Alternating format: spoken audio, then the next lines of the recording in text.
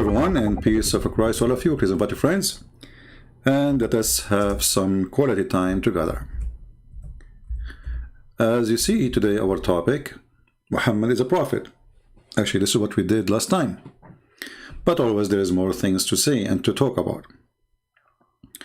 As you know, that Muslims, they claim that Muhammad is a prophet. However, even though Muslims, they have thousands and thousands of articles, if not millions, and they claim in those articles or videos or even movies that Muhammad is a prophet. I could not find any of them proving Muhammad to be a prophet. Actually, all of them prove the opposite. So if we go and search in the internet, we will find, as an example, 48 signs of the Day of Judgment, 10 major signs of the Day of Judgment, signs of Judgment Day. I mean, you name it, it's all over.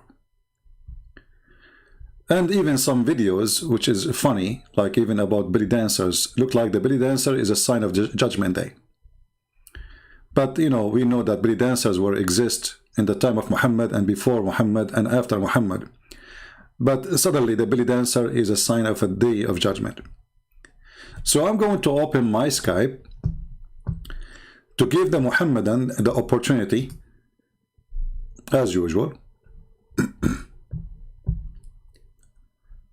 so they might show us what we cannot see. I mean, why we cannot see that Muhammad is a prophet, why we see the opposite, why we see that Muhammad is a fraud, Muhammad is a scam. And instead of seeing that Muhammad is a great man, he is a prophet of God, and here we go, this is the proof. So we will open our Skype and we welcome especially sheikhs. If you remember last time, we have someone from, he's from Yemen, he lives in Canada. He said he will call his sheikh, but obviously his sheikh, you know, don't want to dare to speak to me.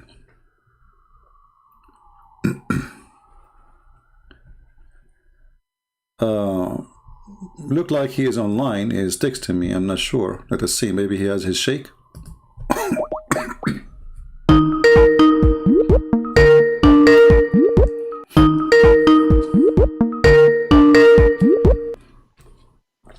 Hello?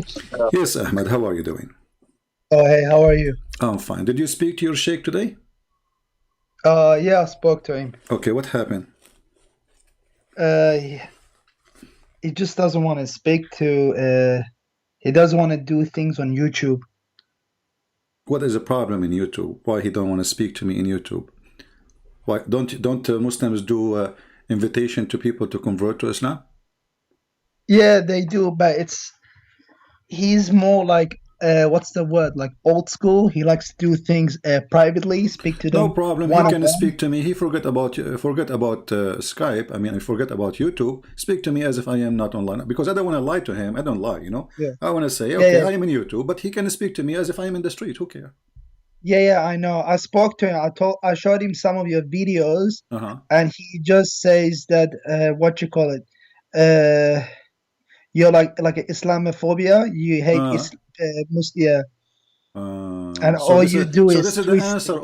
For all the disasters I showed you, the answer is Islamophobia. No, he just says you twist scriptures and things like Okay, that. hold on. And you're not interested in Islam. You see, my friend, your prophet your sheikh is not a sheikh, because according to the Quran, the Christians are the most nice people to the Muslims. Is that true? Who's the nicest people? The Christians? The nicest people to the Muslims, the nicest ever to the Muslims is the Christians. So how does guy he say Islamophobia when the Quran say the opposite? He says we are the nicest. So is he accusing your God to be a fraud, accusing your prophet to be misleading you Muslims, saying to you that we are the most nice people to you? In the same time, he is saying no, those Christians are the most phobia, Islamic phobia. Yeah, I told him, but I told him like you should have a debate with him and just expose him on live debate. But he said he's not interested because that person is not willing to listen or accept Islam. Do you get what I mean? Like, Okay. But your prophet was talking to people who don't want to accept Islam. So is he better than your prophet? astaghfirullah. So, I mean, don't you see he's making excuses? So if you don't talk to those who don't want to accept Islam, you talk to who? To the one who accepts Islam? Because that's mean they are Muslim already. No, that's because most people don't know about Islam. But he says you know about it, but your heart is blocked. You don't care about the religion. You don't care. Okay. Well, if I don't care, how come I'm here? You see, and why I want to talk to him then if I don't care? Obviously, he's run away from me, my friend, and it's time for you to leave Islam because, as you see, he lied to you. He says that those have Islamophobia, and the Quran says the Christian never have Islamophobia. Actually, they are the most close people to the Muslims. Chapter 5, verse number 82. So he lied to you. This is number one. Number two, he is saying that my heart is blocked, even if this is true. Allah, he blocked my heart. So what is my problem? Is it the Quran says Khatam Allahu ala asma'ihim, Allah, he blocked their ear and their heart, etc. So your sheikh is not a sheikh, he is shaky when he heard Nah, my he's name. not shaky. He's Okay, a well, good sheikh. I challenge you, my friend, nicely, to call him right now. He says, listen, this guy, there's thousands and thousands of Muslims leaving Islam. So it is your duty to expose him in front of everybody. You see, because when we talk to somebody he do not know, the Muslim, they say, is this guy he don't know. This guy is a kid. Or this, you know, he don't. Yeah. So we are asking the sheikh to come, and the sheikh are running away. So what we will do? Can't you tell that he is running away? If he is not, give he's me a not reason. running away. He's just because I spoke to him yesterday. I spoke to him yesterday. I told him if he goes live, you should call him. Just like anonymous, like don't tell him who you are. Yeah, good idea. He said, good idea. I told him that, but he says there's really no point of debating him because he's not going to listen, and at the end of the day, he's still going to remain as a Christian. How he know? But I told, I told him. Do he know? Is he claiming to be God? Do he claim to be God? Isn't Allah only the one who knows the unseen? So how he knew I will not become a Muslim? Isn't it Allah who softened the heart of people, and He is the one who hardened them? Isn't it Abu Sufyan used to be the enemy of the Prophet? Isn't it Khalid al-Walid used to be the enemy? So this guy, he is claiming to be Allah. Yeah, because I told him don't worry about him, because there's like thousands of people who watch the thing. You can help 10,000 people to Islam, but I don't know. He didn't listen. No, he is afraid, my friend. He knew. No, I'm telling you. I'm telling you. Listen. What we will lose if he really called me, honestly, what he will lose. Let us say, for the sake of argument, this guy, Christian Prince, he will not accept Islam. What he lost? At least he gave the correct answers for you yourself, and for the Muslims. Yeah. And for even the Christians, so he can show everybody that this guy is not telling the truth if he is not telling the truth. So by retreating and running away, he is showing that he is afraid from what will happen. He will lose his career. People will laugh at him, starting from you, because maybe the rest do not know who is he, but for sure you will know his voice because you are watching and listening. Yeah. CP, how's my voice? Is the mic clear, or should I get my headphones? No, you are fine for me. So why you don't call him right now, my friend, again? Say, please, for the sake of Allah, do something. Yeah. Nah, trust me. Like yesterday at the masjid, I was speaking to him. I was trying to convince him to call you, but he just shut me down. Exactly. And I can't call. Yeah. He just shut you down call him again because he is terrified, my friend. He knew he cannot refute me. I don't know. Isn't it, my friend Ahmed? Listen, isn't it a clear sign? Who is the one running away? I am welcoming him, and I promise you I will speak to him nicely, correct? Yeah. Okay. And he, as you said, even you gave him good idea. Don't tell that you are a sheikh. Don't tell anything about yourself. Like, give me any name you want. Yeah, I told him that so he can call you. See, even this one he will not do, because he knew that he cannot answer our questions, and we prove that Muhammad is a false prophet. So he decided to retreat because he is powerful only in the front of someone like you to fool him. So this is what's happening. He is the one is fooling the Muslims, not me. Otherwise, if you know that this person is lying, like there's many Muslims, they say Christian Prince is lying. So why they don't call me and get me busted? Yeah, because I've been seeing your lives for maybe like 5 days now, for 1 week Yeah, now, yeah. and I'm just surprised there hasn't been any like top Muslim sheikhs or scholars calling you and just bust you in front of everyone. Do you get what I mean? I'm just I, surprised no one has done that. I know what do you mean, and here we go. You have first-hand experience. You call your sheikh, who you saw. You said to me, I do not know who is he. He is the big shot, right? Yeah. So why the big He's shot? he's he's like one of the top. He's like one of the top scholars in Toronto. Okay, why the top scholar in Toronto? He don't dare even to get me busted. You see, you are not asking him even to debate me. You are asking him to get me busted. Can he call and say, hey, let me get you busted? It's going to take him 1, 2, 3, 4, 5 minutes. Christian Prince became shish kebab. But look what happened. He is the one is hummus. Yeah. Because honestly, like, I just want somebody to call you and just like to bust you, make you like shish kebab. I want that to happen too, you know. I just don't. I want that. I I just support you in that. I support you in that. You know. So what do you think? Okay, listen. The first sheikh because in my Toronto. because my knowledge in Islam isn't that great. I know some ideas, but I can't explain like hadith and stuff. I'm not a scholar, but I know there's a lot of scholars in it. But I don't know why they don't call. It was so easy for me to call you, but how come they can't call you? Exactly. You see, I don't choose my who's calling me. I don't know you. Yeah. Be honest with me. Have you ever spoke to each other before? Before No, last time? first time. Yeah. Did I ask you even who you are before you call me? No.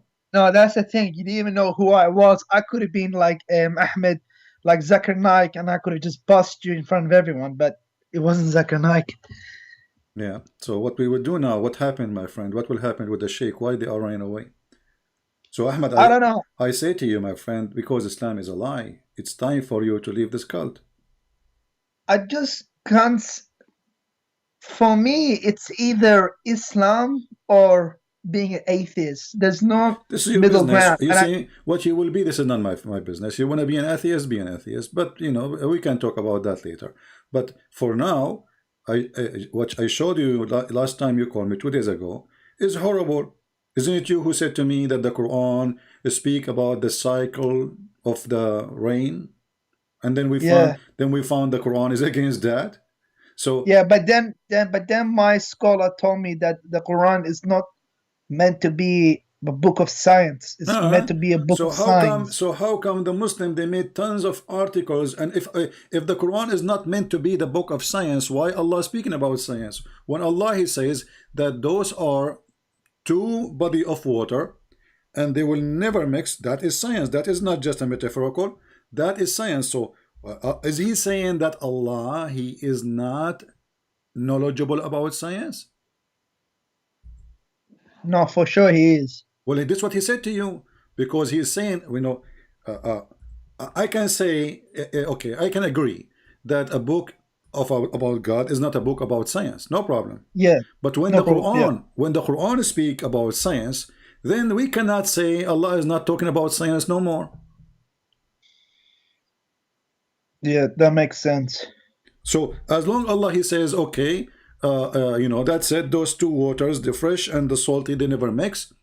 Then they never mix. That's it. I mean, what do we need to play with it? You know, they never mix. They never mix. What you will do? Yeah.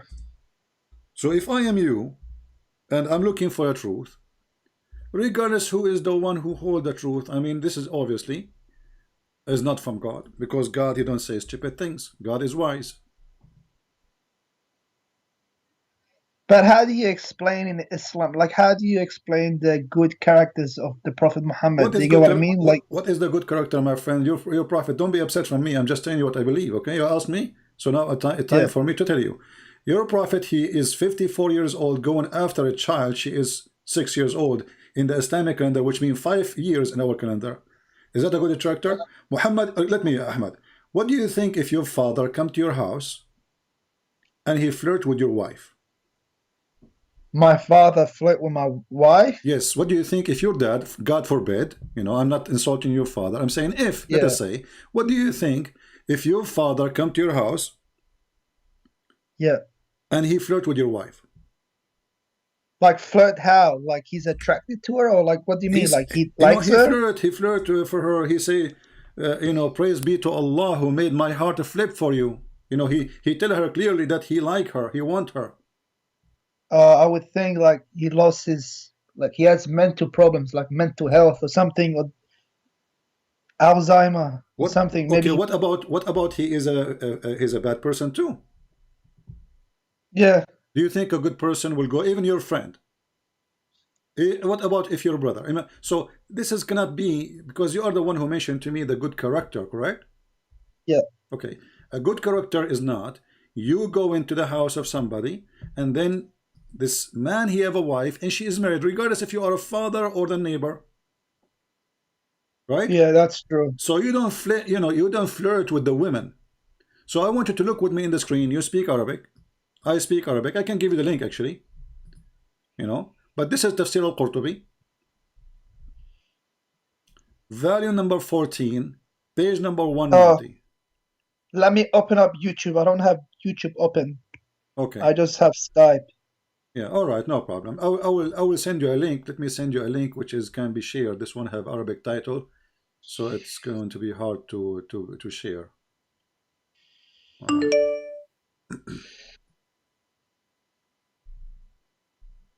Because like my sheikh, they told me that the Prophet Muhammad, like peace be upon him, he never used to kill like innocent people, We like will see. compared to the We will see Christians if this and is true. We Crusaders. will see if this is true or not. This is absolutely false.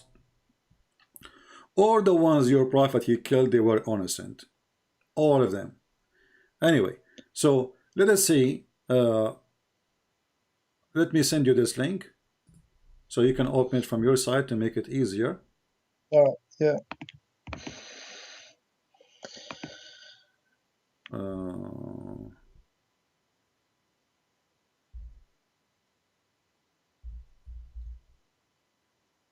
All right. This is a link, one of many links. Actually, you don't need to go by this one. You can open Tafsir al-Qurtubi for the chapter I'm going to show you, which means as any book, doesn't matter really for me. This is your Islamic interpretation. This is what the scholars they say, and this is what the reference at the hadith says. So open with me the link I just gave you. You know how to search for certain words in a page? Is it Control F? Yeah. All right. Search for the word Subhan. Well, I gotta change my keyboard to Arabic keyboard because it's in English. Oh. Well, anyway, if you go in that page, Yeah. you see where it says page number 172? Yeah, I see it. All right. It says here that the Prophet, when he went to Zainab, he stayed there for some time. And then he came to Zayd one day. And then he found Zainab, فَأَبْصَرَ زَيْنَبَ قَائِمَةً. He found Zainab standing. And she was white, beautiful. Oh, yeah, I see it. White and big. big. So why? Because the Arab at that time, they like to have a wife. She is overweight. They call it, now they call it, big and beautiful, because this is like the average of beauty. If you are skinny at that time, people don't like her. Back then, that was the beauty standard. And look what it says here. Yeah. وَمِنْ أَتَمِّ نِسَاءِ قُرَيْشٍ. So she was from the most beautiful, perfect women of Quraysh, correct? Yeah. Read with me carefully. It says فَهَوِيهَا. Do you see it? Yeah. Wow. Wow. This is the character of a prophet. فَهَوِيهَا. He loved her. He fell. Actually, the فَهَوِيهَا is not even love. It's like a he have a lust for her. Like he lost his control.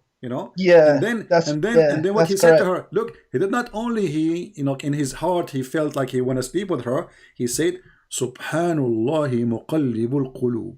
Do you see it? Yeah. Wow. How Muhammad used even the God name, his God. Remember, Allah is his God, right? He used his God name to flirt with the married women. Oh, wow. But But the Prophet didn't even have a son. He only had a daughter. Doesn't matter, my friend. He adopted him. This is from the time of Khadija, because Muhammad cannot have kids. He's an impotent man. So because Muhammad cannot have kids, Khadija, she wanted him to have a son, so they adopted this person. But however, he is adopted or not. Let us say you are my friend, and I come to your house. How in the world? And I claim to be a sheikh. I claim to be. I'm not a prophet even. This guy is a prophet. This is supposedly the best of mankind, the Muslim they claim. And you, a second ago, you told me how you explained to me the great character of Muhammad, right? So based on this, Ahmad, if you go to the house of your son one day, you see your son's wife, and she is wearing maybe something see-through, maybe, or you know, she's in her house, and this is her dad, correct? The father of the husband is a father, right? Yeah. It's forbidden for her. So how in the world the father of his own son, he flirt with married women? How in the world, even if he is not a father, he flirt? And not only that, he used the name of his God. Yeah, to flirt. I read that. So what do you say? I'll be honest with you, from what I read, it's really bad. Not only but this, I can't just take that. Listen, Ahmed, listen, read carefully, continue reading. فسمعت زينب بالتسبيحة. So Zainab, she heard him flirting, praising her by Allah, using Allah name. And then she told her husband Zayd, فذكرتها لزيد. Do you see it? Yeah, I already read it. And then look what it says. Yeah. ففطن زيد. Like, what the heck? So now Zayd, he got it. They are sleeping together. They are, you know, there's something between them. Because there's no good woman. She will be excited. She should say to him, shame on your father. Look what he said to me, correct? Yeah. She did not say that. She liked it. Obviously, they are sleeping together already. And then he went to his father and he says, oh, Messenger of Allah, please give me permission to divorce her. فَفَطِنَ Zayd. So Zayd got it. They are already together. This is the man they told you he is a good man. What do you think? Well, you know, I can't just. Maybe this was written by the enemy of Islam. My friend, this is Al-Qurtubi, my friend. This is Al-Qurtubi, and you can open the website of the Kingdom of Saudi Arabia. So this is written by the enemy of Islam, and you Muslim teaching it in your school. Are we going to blame the Jews as usual for anything happen? Is that a story written by the Jews? Is Al-Qurtubi as a Jew? No. And by the way, this is not only Al-Qurtubi, this is in many books. And nobody says this is a fabrication. And here you will see actually, it says, وَقِيلَ إِنَّ اللَّهَ بَعَثَ رِيحًا فَرَفَعَتِ السِّتْرَ وَزَيْنَبَ مُتَفَضِّلًا. And Allah, He sent wind.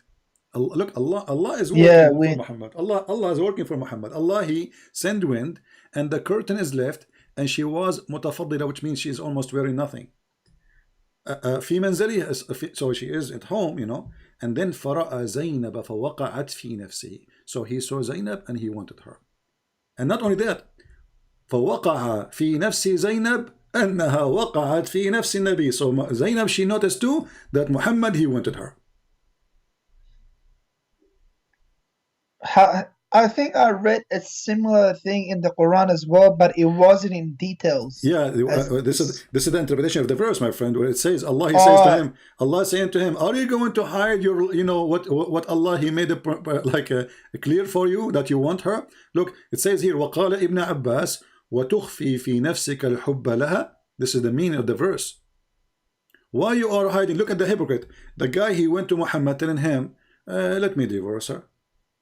Muhammad, he says, why you want to divorce her? A second ago, he was flirting with his wife. Yeah, you know, unbelievable. Yeah.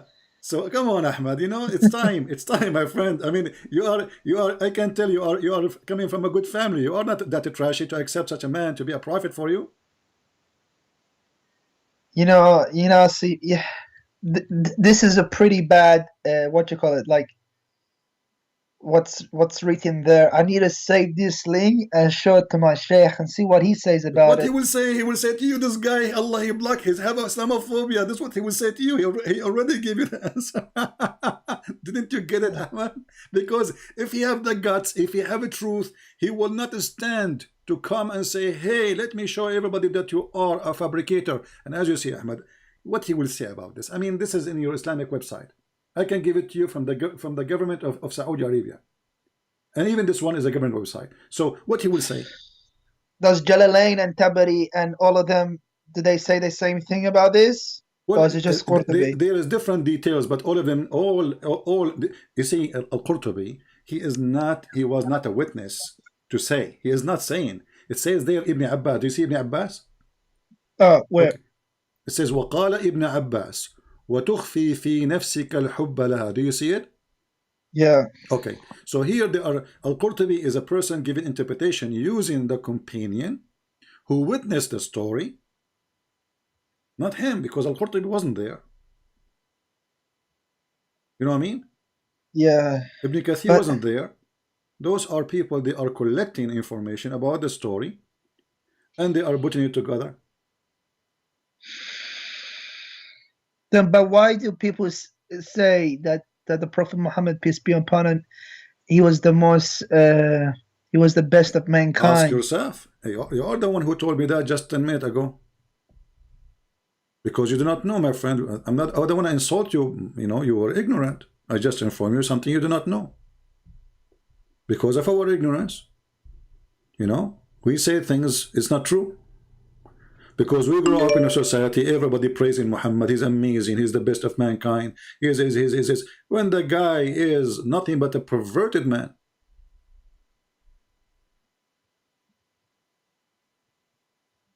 But then how do you explain like all the miraculous times he has won in war? What he won, he always lost actually. Most of the war actually, if you read the story of Badr, you will see he predicted, even he told them that there's a few of them will be there. He saw a dream about the number of people who will fight him. They went there, they found a huge number, and look what happened. Just to show you, this is a comedy. So Ahmed, tomorrow you will go to war, okay? And I will say to you, okay, well, one of you can fight 10. Who told me that? Allah. Do you think that if Allah says one can fight 10, Allah can make it happen? For sure. All right. So how come it didn't happen? If you have God by your side, doesn't matter how many. Exactly. If I have God on my side, even if I am one and there's a 1 billion human being, they want to fight me, I will win, correct? Because they are not fighting me, actually, they are fighting God, correct? Yeah. If we go to chapter 8. But the Prophet did win. Hold on. No, he did not. No, he did not. He lost. Listen. Chapter 8, verse number 65. Allah said to Muhammad, Allah saying to Muhammad, this is not Muhammad saying to Allah, O Prophet, rouse the believers to fight. If there is 20 among you, patient and preserving, they will vanquish 200. Correct? Yeah. The Muslim, they went to the war and they lost. And then when he came back, in order to cover himself, he says, verse number 66, for the present, Allah has lightened your task, for he knoweth that there is a weak spot on you. So if there is 100 of you with patience and preserving, they will vanquish 200. So look what happened. From 1 to 10 to 1 to 2. Yeah, wow. Allah now he found a weakness. This is a prophet. So shit, well, you keep saying shit. It's okay. So you know, so Allah now he found that you have a weakness. Who care about their weakness? You just told them 1 to 10 they can have victory. Who care if they are 1? If there is even a child, correct? Even if it's an infant, like the maximum he can do poo-poo in this war. You know, if Allah he said, and Allah is God supposedly, if Allah he says he will win, well, he will win. Yeah, I don't know, Alex. That's, you know, that's the thing with the Quran, because Quran says that it's a very easy book to understand, But even when I read it as in Arabic, it's still not easy to understand. No, for me it's very easy. I laugh. For me I laugh because you see, maybe for you it's not easy to understand. I understand the language is stupid. I understand with you. The language is so stupid. It's a hard language. No, it's not a hard language. It's a stupid language.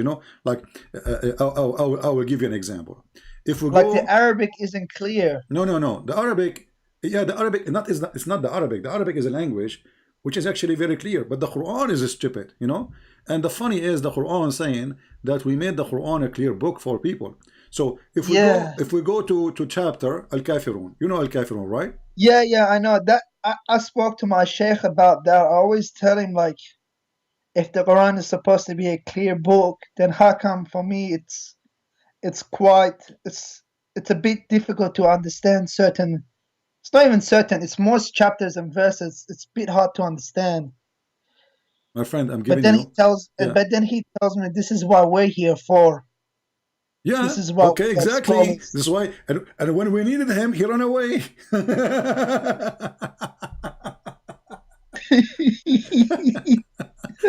This is what he is for, guys. This is why I'm here for you. And when you call him, oh, I have to go. I cannot do it. Like what the heck? So. Ahmed, I want you to focus on me, and I want to show you. I know you. Do you know this chapter by heart, or you do not know? Yeah, I know this. Can you say it by heart? You like which one? Al-Kafirun. Do you know Al-Kafirun? It's okay if you don't know it. قل يا أيها الكافرون لا أعبد ما تعبدون. Do you know it? Do you want me to read it or? No, it's okay. But let me show with you how stupid this chapter. This is God talking. So Allah saying, oh, that chapter, yeah, that was the thing. When I read it the first time, it was really like I didn't understand what was this, what was about. It made no sense. Muhammad, he was talking to the kuffar of Quraysh, and later he clearly proved that Muhammad is a false prophet. Why? Because he said to them, I worship not what you worship, and I will not worship what you worship, and you will not worship what I worship. But later, all of them, they worship what he worship. I mean, look at this idiot. He told them that you will not worship what I worship, which means he is sure. And then all of them later, they worship what he worship. And just how stupid the verse is. I mean, the whole chapter is, okay, I don't worship what you worship. That's it. Why you keep repeating yourself? So, oh, you kuffar, I worship not what you worship, and you will not worship what I worship. And I'm not going to worship what you worship, because I will not worship what you worship. Because you have a religion, I have mine. Like, what the heck? Yeah, so, if we take the word worship and we put the word eat, I will not eat what you eat, and you will not eat what I eat. Because I will not eat what you eat, and you will not eat what I eat, because I have my food, you have yours. Yeah, it's man, there's some things, that's what I mean, CP. There's some things that I can't explain, that I do not understand. Ahmad, I want you, what about you call your sheikh right now and put him in the speaker? Oh, he was actually very angry this morning. Yeah, because why? Because you're listening to me? He told me to stay away from these kafirs. Yeah, stay away. But let us get closer to him. What about you call him and put him in the speaker? And I say to him, hey, Sheikh, this guy, he insists to talk to you. Can you please talk to him? What do you think? What about if I somehow get his Skype ID? Okay. And you call him without me? Sure. Give me his Skype. I will call him right now. Okay. He's not online right now. He's not. No problem. I will. We will call him wherever we can. No problem. And that way you can speak to him. But yeah, that. Oh man, it's just. So Ahmad, come on, isn't it time for you to leave Islam, my friend?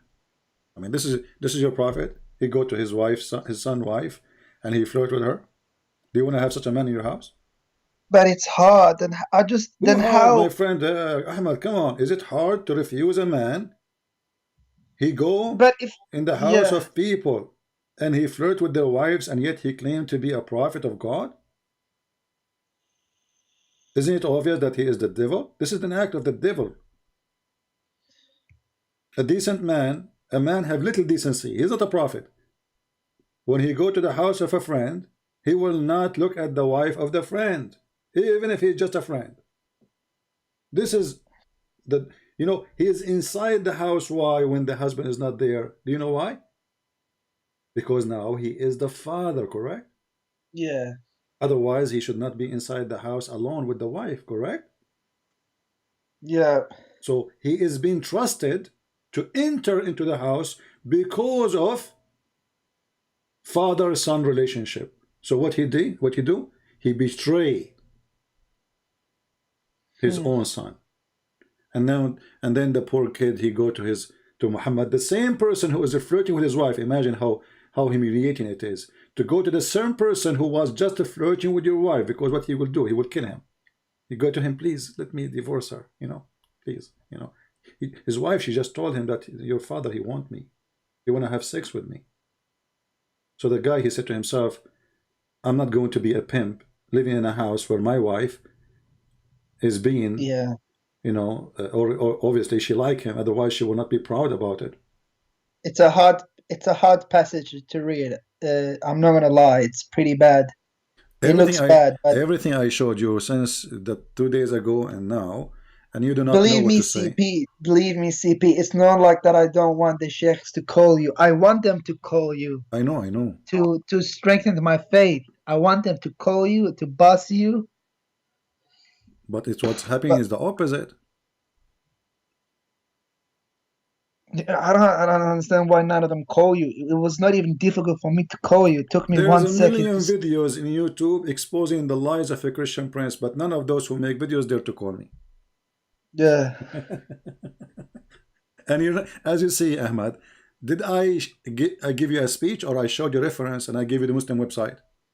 Nah, you show a reference. Okay, I'm yeah, always showing the screen what I say, and I make Muslim read with me. And then how in the world you say to me I'm lying? Because before I used to watch you, I used to watch Sheikh Uthman Farouk. Yeah, potato Farouk. But I stopped watching him because he's a liar, and that's how I found you. How you know he's a liar? What made you? Did you watch the video about him that the prophet he freed her to honor her and he married her? Talking about Mary the Copt, and then we showed yeah, that's the one. That's the one I watched. Because I knew that story already, and he just lies. Exactly, he's a potato. So now, so you came through him to me, or you know about me from before? No, I think on Twitter or something, because I follow his Twitter. He called somebody about Christian princess or something, Christian princess. So I just searched up Christian. I searched that up on YouTube and I found you, and yeah. So you see, even he tried to insult me. He's a bully. They are a bully. They cannot refute me. And all of them, they want to debate me face to face, but nobody can debate me in Skype. No problem, because they are scared. They knew they are liars. So look what happened. This guy, he made videos to insult me. He could not refute me. And now, because of his video, you are here. You search for me. And now I can tell you are leaving Islam left and right. Yeah, honestly, like Uthman, like he's not a really good scholar. He's a potato. All of them, they are potatoes. Your sheikh, not all of them. Not all of them are my potatoes. friend. No, Ahmad. Just okay. Isn't it the sheikh you spoke to him today in the morning is a potato too? I don't want to say anything. No, you want to say okay. He will hear you, no problem. But you, even if you don't say it, everybody have to agree. If he is not a potato, he will say, you know what? I'm going to call this guy, and I will show all the Muslims that this guy, he is not telling the truth. Very simple. Yeah, but if Uthman, he's a liar. He lies about just to make himself, to make Islam look good. But he fabricates things. That's why I stopped watching Uthman. Yeah, well, he is not even a potato for me. He is just a puppy. But anyway, You see, Uthman is not the prophet anyway. I mean, we are not here. I don't want to do Yeah. what the Muslims do, start, bullying, and, I don't care about this person. At the end of the day, our argument is about Muhammad, if he is a prophet or not. There's But CP, just one question. Like if like what you call it, if like Islam is not the truth and stuff, and like then how come like all the sheikhs and scholars are still being Muslim? How come they're not leaving Islam who and not they are, exposing? first of all, those have a career, they are making living from it. And if you are living in Islamic society, and there's a consequence if you leave, that you know the thing, right? So especially if you live in the Middle East, who dare to say, Muhammad, do I dare to say what I am saying to you now if I live in Saudi Arabia? If you say these things in the Saudi Arabia, they would probably properly, they will make me shish no, they will kebab in 2 execute minutes. you. They'll probably execute you. Exactly. So why the sheikhs are still sheikhs? Because who dare? Yeah. This is a terrorist religion, literally. Because the second you say one word about Muhammad, we want to kill. Actually, today I was seeing an article in Sky News Arabic, which is owned by Emirat, as I know. It says that terrorism threatened the Western culture. And now they are saying, because of terrorism, Western, they cannot have a meeting with their own fan, because a terrorist will be waiting for them. And the story is like, it's about the Islamic terrorism. And the funny is that this is sponsored by Emirat. You see, even here it says بتوقيت Abu Dhabi. So they are saying clearly that because of terrorism, Western, they lost their freedom. And who is the one doing terrorism in the West? They are saying the Muslims. And who is the one writing the articles? Muslims. Yeah. That's his name is Hamid al-Kafai. Hamid, Muslim, correct? Hamid. Yeah. الإرهاب يهدد الثقافة الغربية. So because of terrorism, the Western civilization freedom is under threat. What terrorism? You read the article, you will see this Muslim terrorist and this Muslim terrorist and this Muslim terrorist, and they are counting for you what the terrorist of Muhammad they did. So how that can be, you ask me, I mean, how why they are still Muslims? That's the thing, man. I just don't understand. Like, it's for me, it was like this, because like for me, it's either Islam is the truth, that there is a God, or Islam is false and there is no God. Because I tried. Let us first, because I spoke to my sheikh about could Jesus be God and things like that, and he told me like, do you really believe Jesus, God can do poo-poo and things like that? He says these things. Okay, hold on. Where he got that Jesus was doing poo-poo? Is that there is a reference for it? No, like no reference, but he said he's human, he ate, he okay, slept. Well, isn't it the angel Jibril? He came to Mary as a fully human being in the Quran, and he was doing poo-poo too? Yeah. Isn't it Jibril who have, the Quran says, a perfect man, which means you have a penis? Correct? Yeah. Okay, why Jibril have a penis if we cannot see it? What is the purpose? Why Jibril he have a penis if we can, if he will not use it? Right? Yeah, right. And if he is a Jibril, according to Muslims, and now he came as a man with the penis, well, why the Muslim they call him Holy Spirit? Can a man be holy then? A man can be holy. Nah. But a man can be holy, but this is only Jesus, because Jibril in the Quran, he disobeyed Allah when he questioned about creating Adam, and this is why Allah he ordered all the angels to bow down to Adam. Nah, that's true. It's, it also frustrates me as well, like when I speak to like my brothers, like my Muslim brothers, and they tell me that there's nowhere in the Bible that says Jesus is God, but I know already some references on top of my head that Jesus is God, but the reason I don't accept it is because I think that the Gospels, Mark, Matthew, Luke, and John, it's fabricated. It's not reliable sources.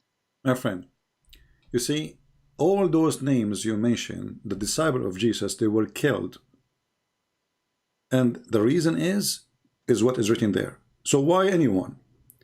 Remember, they are not killed because they are killing people. They are not killed because they were attacking like Muhammad. Just for preaching what is there. So why somebody will give his life for a lie? He knew it's a lie if it's fabricated. Yeah, that's the thing about, like, I don't understand, like, why would like Allah after like 600 years or 1,000 years says, oh no, Jesus didn't die, I rose him up to the heavens. Actually, so he pretty much misguided like 2 billion people. Yeah, not only this, Allah in the story in the Quran confirmed that the Bible you just said it's fabricated is true. Why? Because what the Quran says, that Allah, he made someone look like Jesus, correct? Yeah. Okay. Yeah. So that's mean the Bible is true, because I write what I saw, and Allah, he says this is what they saw. Correct? Yeah. That's correct. Yeah. So how the Bible is corrupt? You know, the witnesses, they wrote what they saw, that Jesus was in the cross. Jesus, he spoke in the cross. Jesus, he died in the cross. And the Quran confirmed that. So how the Muslim, they say Jesus was crucified. So what they are confirming actually is a stupid story, according to Muhammad, that Allah replaced Jesus by someone else. He looked like Jesus. But who can prove that this is Jesus who is not Jesus? So if I go right now to execution and I see somebody, his name is, let us say, Abdul, he been executed, and then you ask me, did you see him? I say yes. He was him. I say yeah, I saw him with my eyes. And then 600 years after, you say no, this is someone look like him, brother. That's brother and sister, Allah, he put Jesus in the cross. But the fact is what is Jesus. Because Allah, he don't like Jesus to be crucified. And then Allah, he deceived the Christian and the Jews. And the Jews, they were thinking, this is Jesus, that's not the Jesus, this is Jesus, that's not Jesus. And then they think to them, well, this is Jesus because he looked like Jesus. He talked like Jesus. His hair like Jesus. His eyes like Jesus. And even his iPhone is Jesus' iPhone. So, therefore, this must be Jesus. However, brother, sister, this is not the true Jesus, because the true Jesus, he don't have iPhone. He has Samsung. Like, what the heck? The true Jesus, he don't have iPhone, he have Samsung. So what is the proof? What is the proof this is not Jesus? What a stupid story.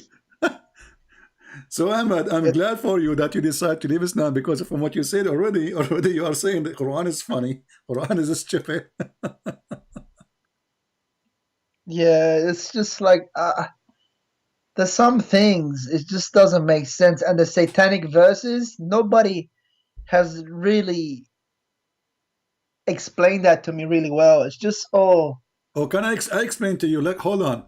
You see, the Muslim, they say, I will use the satanic verses as a sword with two sides. Let me show you how. A second ago, you said to me, because suppose this is what they told you as a Muslim, right? That the Bible is corrupted, correct? Yeah, they say the Bible is corrupted. If we go, me and you, chapter 22, verse number 52. What the verse saying? That every messenger before thee, which means Muhammad, Shaitan, he put words in his desire. But what Allah will do?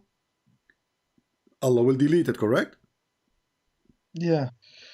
So how the Muslim, they say that the only book is protected is the Quran. If the verse saying that all the prophet before you have those is similar, which means somebody, Shaitan, he is trying to corrupt their words, but don't worry, Allah will cancel it, Allah will delete it, Allah will erase it. So the verse here saying that all the messenger of Allah, who Allah he sent, all of them, there is somebody will try to lie about what they say, to put, and that body is Shaitan, because all corruption is coming from Shaitan. And then the verse saying Allah will erase it. So the verse here promising that even the gospel should be protected. Because why Allah will erase what Shaitan he will throw in the mouth of Isa or Moses?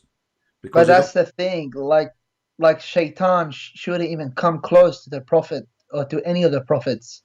So they don't even need protection, because Do you know what I mean? Like, exactly. But for the sake of argument, as long as this verse is there, that can be used to prove Islam is stupid when they say that the Bible is corrupted, because Allah in this verse says anything shaitan he put in this book, because the word of the prophet is word what? Of word of God. So any addition shaitan he try to add, Allah is watching and Allah will erase it. So if Allah will erase it, and he says all the messengers did that happen to them before you, but Allah will erase it, which means for all. So how the Muslim they say this will only happen to Muhammad? Secondly, the satanic verses, if you read the story, you will see that Muhammad he bowed down to the idols, the three daughters of Allah. That's yeah, Muhammad, I read that. Yeah, I read that. That's mean Muhammad is a mushrik. In the top of that, how we knew, as long shaitan he can put words in the mouth of Muhammad, how we knew that this verse itself is not from shaitan? Yeah, like these things are really hard. That's why I always had some doubt about, like. So my friend, as long you agreed to leave Islam, I'm so happy for you. I invite you right now to accept Jesus as your savior, and if you have a question, I will be happy to help you. Listen, Sippy, you have enlightened me about Islam, but for me, I just have to do more reading. I have to, do you know what I mean? I need to learn more about Christianity, because I don't know anything about it that much. All right. You know? No problem. I just why I'm saying to you, I am here to help you. You know, no problem. I want you to do me a favor before you go. What about you call different sheikh, as long the first sheikh you run away? Maybe the second sheikh would do it. Do you have another sheikh? He's not really a sheikh. He's like, he's not a scholar, but he's a bit more knowledgeable, but what about, he won't be able to. Okay, but there's many mosques and there's many imams in Toronto, right? So why you don't choose one of them and say, hey, come on, I want you to get this guy busted. He made me leave Islam. No, I don't want to. I don't want them to know. Oh, okay. Trust me, because I spoke to them, and some of the answers they given me, it's a bit nonsense. Yeah. It doesn't make sense. Well, Ahmed, I want you to do this. Start reading the gospel. Start from book of John or Luke. Doesn't matter really. And you can anytime, you know, try to contact me. CP, I have read John. Like, I don't know why Muslims say Jesus isn't God, when literally in the first chapter of John, it mentions like Jesus' deity. The first page, not only first chapter, the first page. Yeah. And they say, and not only that, they say to you, where Jesus says, I am God, worship me. Isn't it his disciple says to him, why you don't show us the Father? And you know that we Christian, we call the Father our God, we call him Father, right?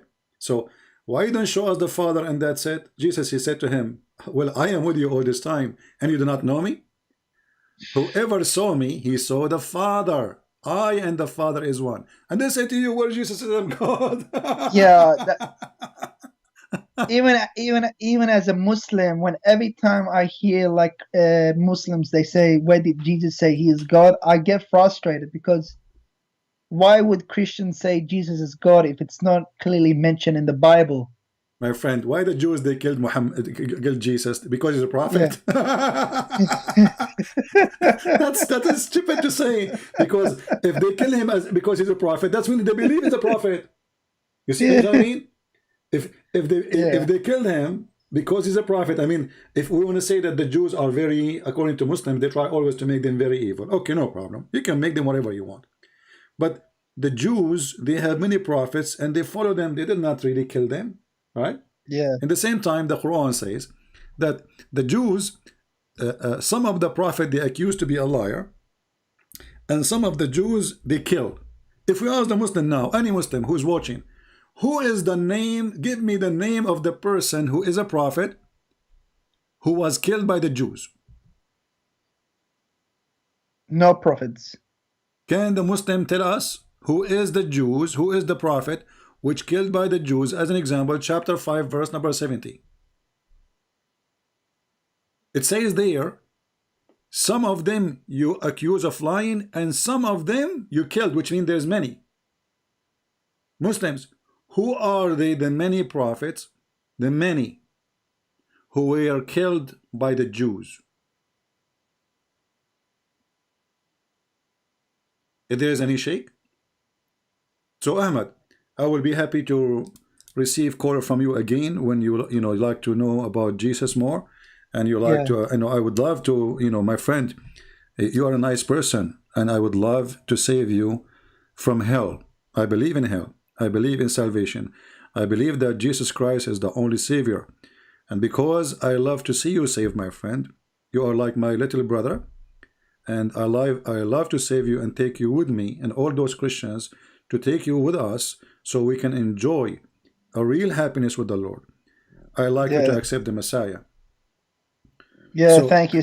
You have definitely enlightened me. I'm definitely gonna read the Gospels, but can you just for me, the biggest issue with Christianity is not Trinity. Like Trinity, I don't know why sometimes Muslims say, "Oh, Trinity doesn't make sense," or "This doesn't make sense."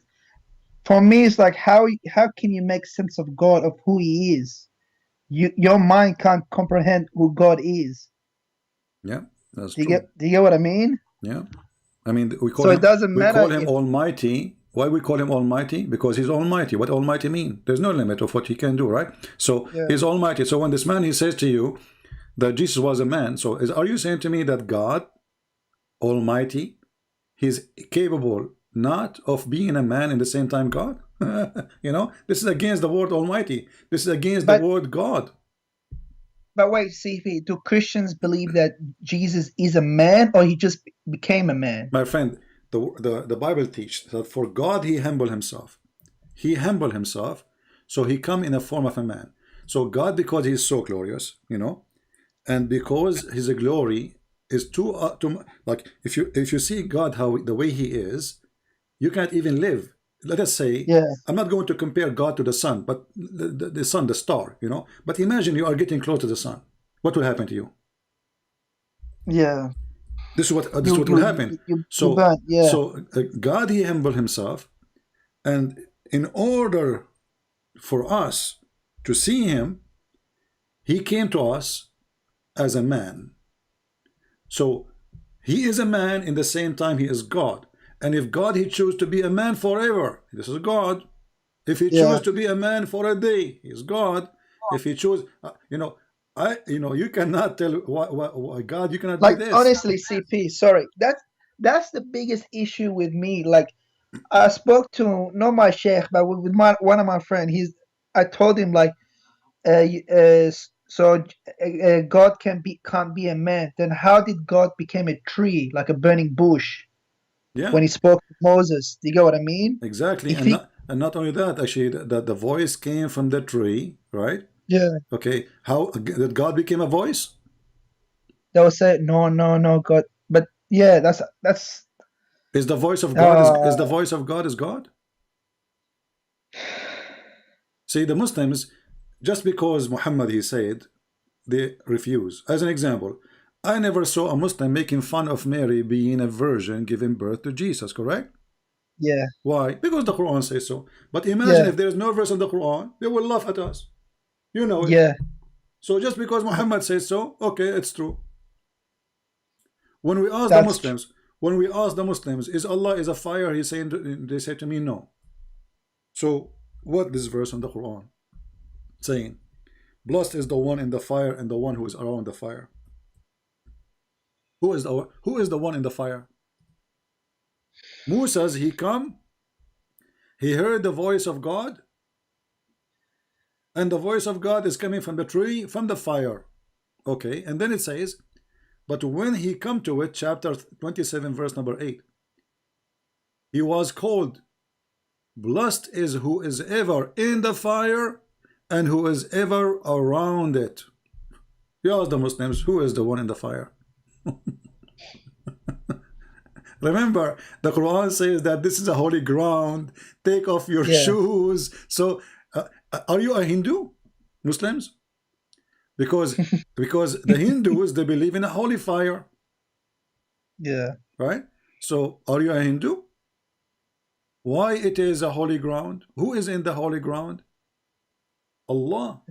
Yeah, God. So who is in the fire? They have no answer. You read the interpretation, they will say to you, the angels. Like, what the heck? Why it says the angels? And why the angels are inside the fire? I mean, what they are doing there? Like That's great. they are doing break dance. Like what they are doing? Like, angel, why you are inside the fire? Angels, okay, come to the fire, man. You will be burned. No, that's okay. For me, fire is okay. I thought hellfire is for. So how? And in the same time, because Muhammad is a fraud, he copy a story from the Bible. He add his own spice, and Muhammad is like a person who steal my bicycle, and then he paint the bicycle, so I will not know that this is my bicycle.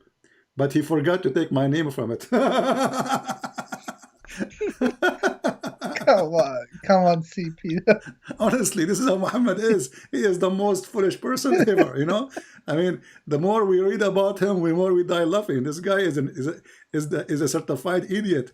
So I cannot find better comedy than Muhammad. Actually, like 99%, 0.9999, like the election in the Middle East. Guys, when they vote for Saddam Hussein, 99.9999999 they agree, and the one who did not agree, actually he agreed, but he died when he was doing the election. This is Muhammad.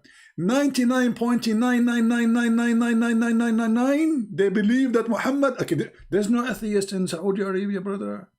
There is no atheist in Yemen, brother. There's no atheist. There's no atheist everywhere, because who there? Saddam Hussein in charge. But the second you start reading, you will see that this person, this prophet, is a false idiot. Anyway, Ahmad, he hang up. All right, he's gone. But we are happy that Ahmad, he left Islam. He called me to get me busted, and he ended leaving Islam. Let us see if there's other Muslims. All right. I'm a Muslim. Okay.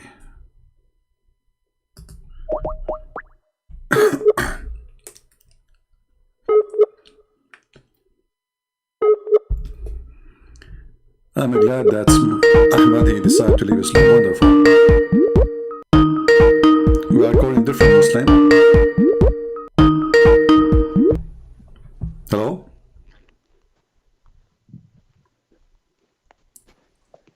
Hello? Hello? Yes, my friend. Hello. You are a Muslim, right? Yes. All right. What would you like to say to us? We are live on air. How are you? I'm fine. Is your prophet a prophet? What do you think? Yes, sir, he is. Why he is? Hold on one minute before we start with this. I just want to ask you, who do you believe wrote the Quran? Who I believe he wrote the Quran? Yeah, who do you believe wrote the Quran? Well, the Quran answers us. It says it is the word of a decent prophet. So Muhammad is the one who wrote the Quran, according to the Quran. Okay. All right. So you think no, read with me. Chapter, because I don't like to say things without proof. Chapter 69, verse number 40. Chapter 81, verse number 19. It says it is the words of a honorable prophet. The Muslims, they put between two brackets Jibreel, but the fact nowhere Jibreel. It says the messenger, Allah messenger, is what Allah speaking of. So it is the word of honorable messenger. Is the Quran, in the Quran, Allah says that Muhammad was illiterate. He didn't even know how to read. Nowhere the Quran says Muhammad is illiterate. We will go there after we finish this. Is the Quran the word of Allah, or the Quran is the word of the angel, or the Quran is the word of Muhammad? What do you think? Word of Allah. Okay, so chapter 69, verse number 40, it says, "This is verily the word of honored messenger." Before that, probably Muhammad ﷺ has said something, no and then problem. he said Muhammad. No, my friend, this is Quran. This is Quran. This is all is a Quran, and then it says this is the word of honorable messenger. Okay, what's before that? You can read what before it. He is giving you lecture about this and that, and do this, don't do that, etc. And then Yeah, that's okay, what Muhammad ﷺ is telling us. So this is Quran, but now it's Quran. Yeah, Allah is saying this is what Muhammad, peace be upon him, said. But so Muhammad did not receive this revelation from Allah. So why it's in the Quran? Because that will make it hadith. If it is a hadith, is Muhammad saying don't do this, don't do that?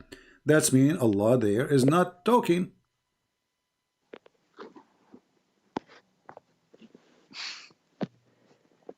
Okay.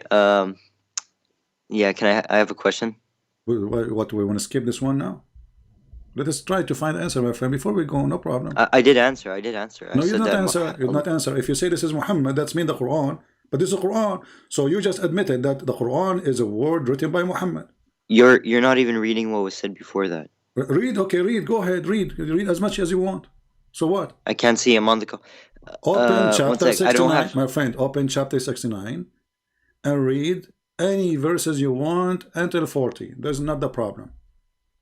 It says that I have to go. I'm going somewhere. Oh, you have to go now.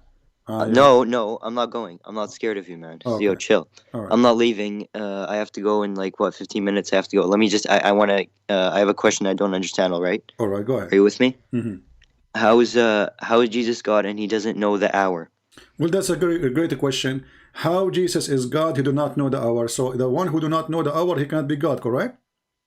Yes. Well, the same chapter you are reading from, you will see that Jesus, he told them what will happen exactly and when the hour will come. We Christians do not believe in the predestiny, which means the more we sin, the faster the hour come. And Jesus says, only my Father, which means he have the decision because he is the Father. That's why we call him the Father.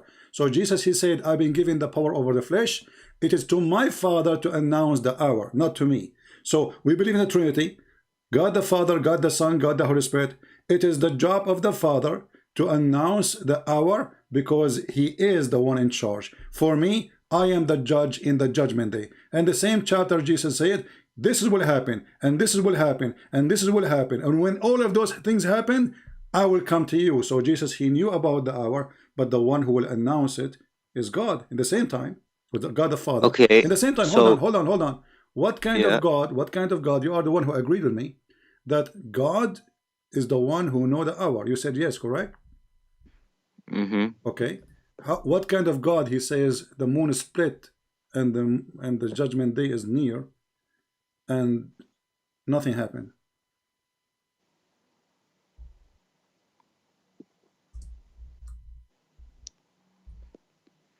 Do your God know the hour? Yeah. Well, no. Because he says that اقتربت الساعة. The word اقتربت in Arabic means not only near, it's almost in the corner. Your prophet, he says, ليوشكنا Isa. Almost Isa, he will come and he will be here, you know, and that will be the sign of the judgment day. And Isa did not come. And this was 1400 years ago. If we go right now to the hadith, if we ask you, who is the one who told Muhammad that Isa will come very, very soon? You will say to me, who? You will say, Allah told him, correct? Mm-hmm. Okay, read with me carefully. It says, and this is Sahih. I can't see anything because I'm on my phone. No problem. I can read for you, my friend. No problem. By the one whose hands is my soul, Ibn Maryam, the son of Mary, shall soon descend among you, judging justly. He shall break the cross and kill the pig. Jesus is going to be a cowboy, will fight pigs, no problem. But did he say liyushikna, which means extremely soon, not only soon, very soon? I know why. In the Quran, 80% so far, 80% of what's in the Quran has been proven 100% correct. 80% of it is 100% correct. Give me the other 20% is unknown. No, hold on. You see, don't give me numbers 80%. My friend, give me one. Proven to be true. A lot. Okay, give me one prophecy in the Quran come to be true. Or one knowledge. Okay. Okay. One of them was he said that iron didn't even come from Earth. He said it came from like meteors or something. All right. Well, like not too long ago, we knew that meteors, iron came from meteors. Okay, hold on, guys. Allah in the Quran, He says iron did not come from the earth, is coming from the sky, from the space, correct? Yeah. But is that true? It was proven to be, yes. No, my friend. If you go right Was now, it? Wait. my friend, the volcano have something called magma, correct? Mm-hmm. Okay. Most of the volcano magma is iron. So how we have no iron except the one coming from the sky when the magma, the core of the earth, is full of iron? How there is no iron? The Quran, if we go and read the Quran, you will see that Allah, He says وَأَنزَلْنَا الْحَدِيدِ. But why you Muslim, why you don't read what is before? It says Allah, He sent down the book. Did Allah send really a book, printed book? Allah, He sent down the justice. Allah, He sent down the scale to measure. Did Allah send the scale? No. And then we send down the iron. So this is not about iron sending. Allah saying to you that everything creation you have is made by us. But I will go with you now, because now that will become a mistake. Because did Allah send the iron to who? To mankind, correct? Mm-hmm. Okay. So mankind is there, correct? Yeah. Okay. So isn't it the blood of Adam have iron? So if there was no iron, and then Allah, He sent iron with the rain, did Adam, he drink water and he get iron in his blood? If there's no iron in the blood, we will not live. We will die. Anyone have deficiency, little deficiency in iron, he is going to be sick. If he have no iron at all in his blood, he is dead. Wait, I'm not. Was it iron or was it something else? Iron. I'm not sure. No, iron. Is that what he Iron, said my in the friend. Quran? Iron. You can go right now and read about how and what is the percentage of iron in our blood. And if we don't have iron, we are dead.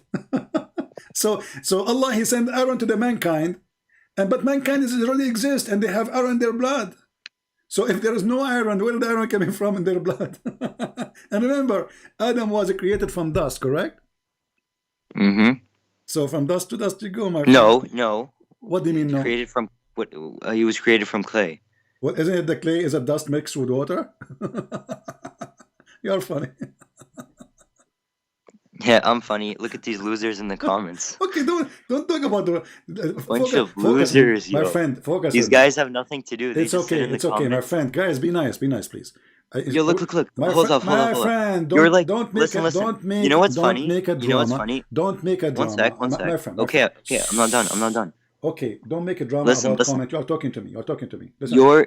I heard you today. You were making fun of Zakir Naik when you're the one sitting on your laptop waiting for random people on Skype. You should be ashamed of yourself. What? Zakir Naik actually gets up in front of millions and talks to people. I'm getting in front of millions. You see, I am #1 person Indonesian people listen to around the world.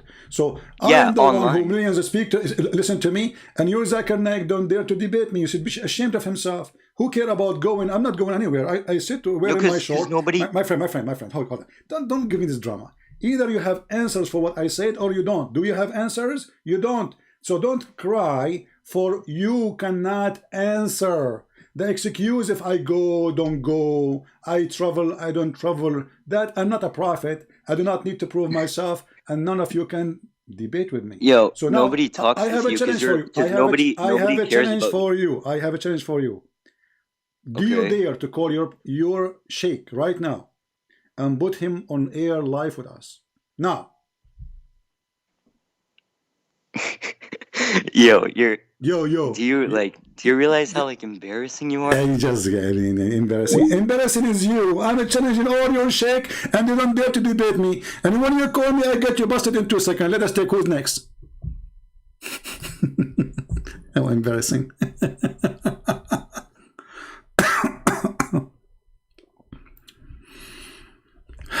Okay, Ahmad, you want me to call him again? Let us see. Hello? Yes, Ahmad. Sorry about that, CP. My internet just dropped off. Yeah, it's okay. Did you hear the guy saying that Zakir Naik, he speak to everybody? I don't. Yeah, he was being really stupid. Do Zakir Naik dare to open his Skype to anyone to call, including me? Do he dare? You don't. I have my Skype open for anyone. I don't know who's going to call me. I don't know if he's a scholar. I do not know if he's a smart. I don't know if he's a genius. I don't know if he is going to... I'm not afraid of anyone. CP, when he mentioned the verse about iron, I knew you were about to bust him. I will bust them anything they say, my friend. But Ahmed, don't laugh. I got you busted too. But that's oh yeah. It doesn't matter what you say. This is why they don't debate me, my friend. It doesn't matter what you say. They will get busted. You know, the Muslim, they made an article about how to debate Christian Prince. They said, if a Christian, even if a Christian Prince, he said to you, the Prophet was a great man, don't say yes. And don't say no. Because whatever you say, he will get you busted. So how in the world those people want to debate me? So this is what they do. They are just copy-paste machine. Nobody want to read. Nobody want to see. They are blind people. They are copy-paste. The Quran is a joke. Who is the one who wrote the Quran? Allah. Okay. Why the Quran says this is the word of an honorable messenger? Read the verses before it. Okay, go ahead, read them. Read them. So and if the Quran was sent by messenger, or this is the word of honorable messenger, let's say for the sake of argument this is Jibreel, but this means the Quran is made by Jibreel, not by Allah.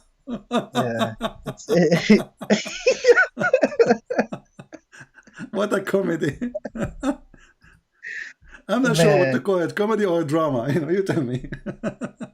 This is it's a mix of both. It's a mix of both. Like that person who just called you, he was kind of like me. He was being ignorant. Like you bust him and he was still denied. You know, Allah, He sent down feather. The Quran says, وَأَنزَلْنَا عَلَيْهِمْ لِبَاسًا وَرِيشًا. Allah, He sent down clothes and feather on us. Why? Somebody told Allah that all of us were Indian.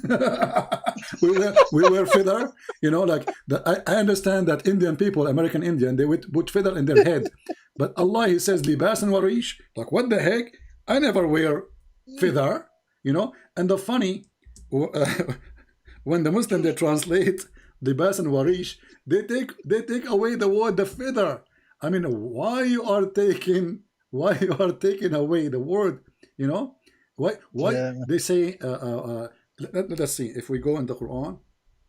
Let us find the translation because it's hilarious.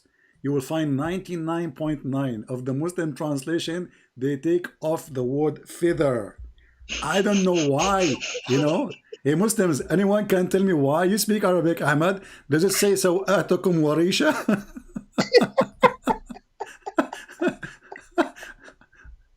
Allah, He sent down my underwear and it was made from feather. Oh man. You know, and if we read in the translation, the word feather is gone. This is Yusuf Ali. Let us change. This is chapter 7, verse 26. Let us see. Go to Biktal.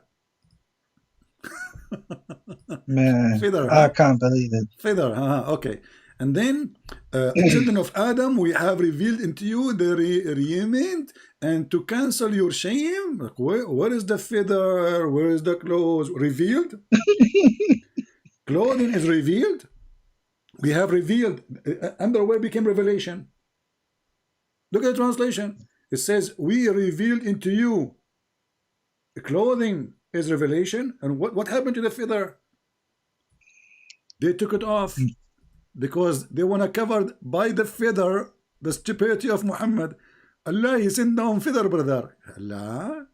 Are you sure you sent feather, Allah? Absolutely. Man.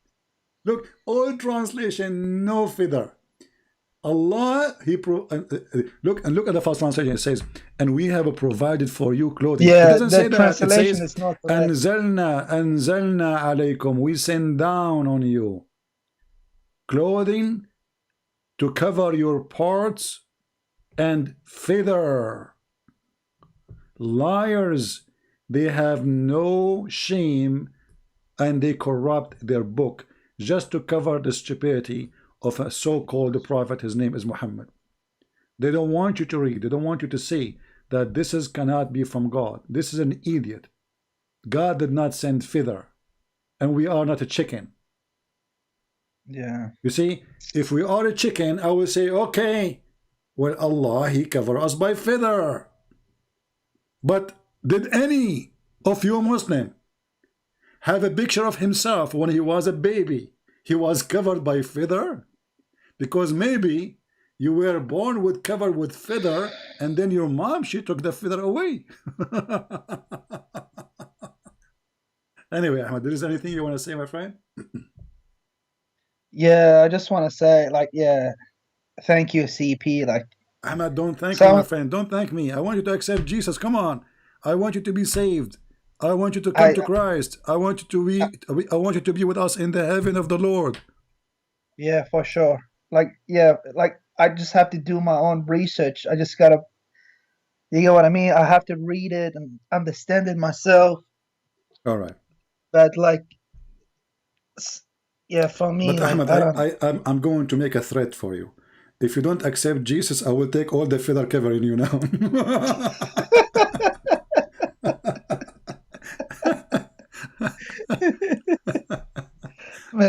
All right, Ahmed. Thank you, my friend, for calling. I hope soon you will see the truth and you will accept the Messiah as your Lord, and I will be happy to take you anytime to answer you about some questions. You know, maybe I will be able to help you to accept the I Messiah. just have, I just have one question, CP. All right. How come, like on YouTube, like, because I honestly, I always look up like Christianity versus Islam debates. How come always the person who is defending Christianity, they always like somehow lose? They just, do you get what I mean? No, you see, there's not. See, let us say, you see, debate is a gift. It's not just anyone. Number one, you have to have knowledge. So most of those people, they are not people of knowledge. And secondly, you will see, as an example, Didat, the most famous one, right? You will Yeah, see that yeah. Didat I is, watched a lot of his yeah, you videos. see Didat is the most stupid ones to defeat in 2 seconds. When he debated an Arabic Christian, he lost immediately. And he refused to show up for the second debate. So the Muslims always, they choose, they debate who. Can't you tell? They are running away from me, but they will debate anyone they think that they can make it look like they have a victory. So let us say they choose their customer. You know, this is not a debate. Yeah, that's If so we true, especially in look, speakers' corners. all of Especially, them doesn't matter. yeah, Speaker corner, anyway. If you are an American blonde or etc., a person who do not know much about Islam, all of them they want to debate you. But when it's come to someone like me, and I hope in the future we will have thousands and millions like me, the Muslims will leave Islam. So Christians never lose. Never lose.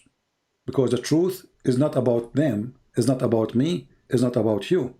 For we have a Christ, and Christ is the one who will never let himself lose. He is the truth. He said, I am the way, I am the door, I am the truth. So how he lose? Even the Sayyid Muhammad, he says that the Messiah will come, and when the Dajjal he see him, he will dissolve like salt. This is how powerful the Messiah is. So don't blame, let us say, a weakness of somebody on Christ, because most of those people, they are not used to Muslims. Muslims are aggressive. Muslims, they try to intimidate you, and those people are not used to this, you know. So the Muslim, they cannot intimidate me. They will never be able. Actually, they are intimidated by me. It's the opposite. That's why this Uthman, you mentioned his name, he is coward. He don't dare to let me even call him. All of them, they are intimidated.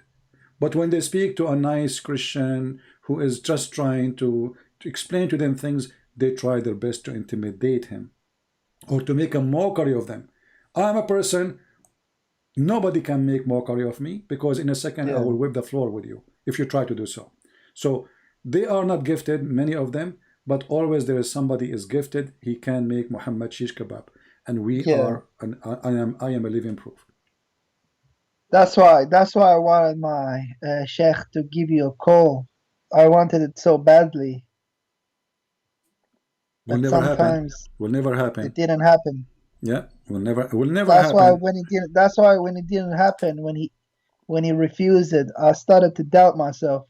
Correct, because you ask yourself, okay, what he will lose anyway if he is saying the truth, and he is, Yeah, you know, he's convincing, he knows. I mean, this is not a guy who do not know. So Christian Prince, he can say something and let us say you know, make him confused. This is a scholar support. This is a big sheikh. He is the one. And he said to you, this is what we are here for, right? Yeah. But when we need him, he's not, you know, this guy is like the guy who worked for the fire department. He work only when there's a snow. When there's a fire, he never comes When out. there's a fire, he says, this is not my expertise. Man. All right, my friend. CP, do you recommend any good like Christian versus Muslim debate or something along those lines? Well, I mean, there is you know, good people who, especially about the Bible. I will like recommend Sam Shamoun is good, you know. Who? Sam Shamoun. You don't know him, Sam Shamoun? No. You can search his, you know, people. They can post his link for you in YouTube. You know, he's very good. He is very well versed in the Bible, and he is a very smart person. But you know, I cannot really recommend people because I believe that the Lord, He opened your heart and He will guide you. Just ask Him to lead you where to go, and you will. The same as what happened to you. You listened to Uthman, who was insulting me. Even though Uthman is speaking of the devil, the Lord, He made Uthman a leading sign for you to come to me. And here we go, you left Islam. So Uthman ibn Farouk, he never imagined that when he make a mockery of a Christian prince because he's a coward, he don't know how to deal with me. I get him busted already many times. So he make mockery, but he never thought that his mockery will make many Muslims search and look for a Christian prince to watch his videos, and they will end leaving Islam like what happened to you.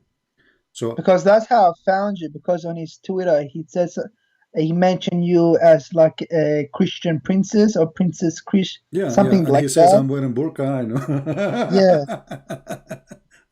I was like thinking like he must be someone pretty like big if he's mentioning them. And then I just watched some of your videos. I'm like, wow, that's what it really is. That's what's like, yeah, some of these things you shown on screen and with reference and things like that, it's just like really shocking. Yeah. And you know, always remember, forget about this guy anyway, but always remember, there is people that can be good in thing and they are not good in other thing. As an example, there's somebody might be, he's a good teacher for the Bible, but he is not a debater. Debate, when you debate, especially if you don't know, you see, like you call me, I do not know what you will say to me, right? Yeah. So when you want to do such a thing, this is a big challenge to the brain, my brain, because how in the world I'm going to get the answer in the speed of second? I mean, the guy is just talking, I put it on the screen, correct? So in order to do that, you have to be very, very gifted with knowledge. Let us say you have a very fast processor brain. And on top of that, the most important, the Lord is our victory. So by the Lord, I depend on Him, not only on me, for I believe everything I have is a gift from Him at the end of the day. So if the Lord is with me, who could be against me? So some Christians, they go to fight the devil without having arms in their hands. An arm here is not a sword. Arms here is knowledge, true knowledge about the Bible. Secondly, confidence. Number 3, knowledge about the enemy, the devil. If you do not know who is the devil, how you can talk about the devil? How you can fight the devil? It's like now today we want to fight a virus, but we do not know anything about this virus. That is mission impossible. So the Bible orders us to read, to search, to find the truth, and the truth will set you free. So a Christian, when I debate Muslims, should know about what they believe, not only about what he believes. Same time, he should not allow them to intimidate him. Most of those on speaker corners, actually just a few days ago, I said a word, I said potatoes. You know why? Because two Christians were talking to a Muslim, and the Muslim is schooling them about ethic, and those two, which I call them potatoes, they were like, okay, you know, okay, Muhammad, okay. Yeah, that's what I mean. Like, those are sort of the videos I watch that make like, wow, Christianity. Yeah, so why those Christians, they don't say to him, your prophet is a child molester. Your prophet says, go and bite the penis of your father. Your prophet, why you are quiet, sitting there like a potato? So, my friend, those are not, and they should not be there. So we don't judge Christianity by somebody who know nothing. They are just, you know, let us say good Christians trying to give the good news about Jesus. But they are not debaters, obviously, and they do not know and they don't have much knowledge. especially if they're trying to debate against Muslim, because I know, like, Arabs they're very aggressive. Yeah. You know. Well, you know, they can say whatever they want, and but in the end of the day, like sometimes, we prove like them when wrong. when I'm watching Christian videos, like in the speakers' corners, I'm like even though I'm a Muslim, I say to myself, I can defend Christianity better than they can defend You it. are right, actually. You are Do you right. get what I I mean? mean, yeah, they are, because they are not really, they are not qualified. You see, this is a speaker corner. It's a street. Anyone jump there, and he's supposedly he become Yeah, suddenly he's a Christian. And maybe I'm not saying, but even those Muslims and maybe those Christians, none of them he practice what he is talking about. It is mostly it's a place to shout and kids talk, but no professional talk and no real debate is happening. And Muslims, they are the best in mockery, you know. So they try yeah, to intimidate you, like, you know, they did hit a woman. Her name is Hatun, you know. They hit her. yeah. I The- saw that one. yeah. Yeah, So this is who they are. You know, they are not really defending Islam. They are cowards trying to defend Muhammad by intimidation, and all of this doesn't work with me. And now, actually, we will have many people will be graduated from the school of a Christian prince, and they will make Muhammad falafel before even without using oil. They will fry him. Yeah. that, So yeah. anyway, thank you, Ahmed. We will see if I can take one more call. And No worries. Thank you, CP. All right. Thank you, yeah, man. You have a good day. All right. we will pray for you. We will pray for you and for the people of Yemen, the Muslims there, to end the war there and the evil of Islam stop. Wherever Islam goes, war come. And we pray that all the Muslims, all your family, they will find the truth, and the truth will set them free. And this is the good thing about Christ. He said, love your enemy, bless those who curse you. So my friend Ahmed, we say, may the Lord bless your family, bless your mother, bless your father, bless your children if you have any. May the Lord bless all people who they love the truth, for Jesus is the truth. And the second you love the truth, you are in love with Jesus, for no truth except Jesus. God bless you, my friend, and I hope to God hear from bless you you. soon. Take care. Thank you, CP. You have a good day. All right, man. Bye-bye. All right. Let us see.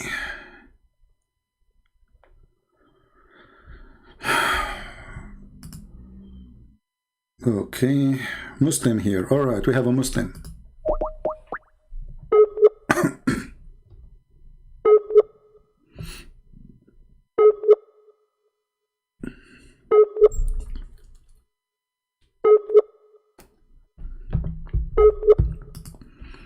This Muslim, his internet is not functioning. Let us see a different one.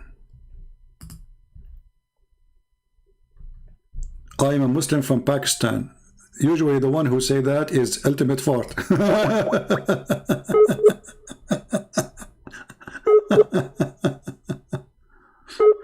Okay, a Muslim from Pakistan. And then you will find that he is from Africa. Yeah, here we go. Okay, forget about this guy too. Anyone else?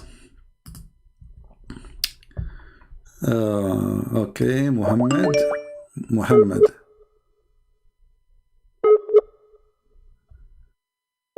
Why everybody is internet not working?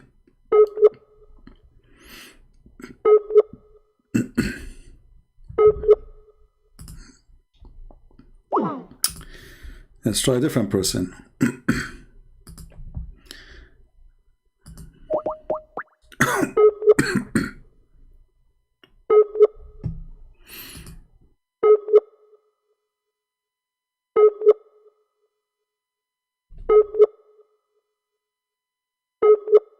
Well, I don't know. Look like Skype, those Muslims, they say to me, call us, and we try to call them.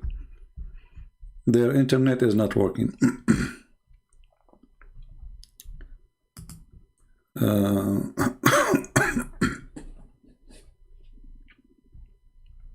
If you are a Muslim, you like me to call you, just text me, please. Says, I'm a Muslim, please call me. Don't send me a message waving your hands, you know. Just tell me that you are a Muslim and you like to be called, and we are live in YouTube. So what is the proof that Muhammad is a prophet?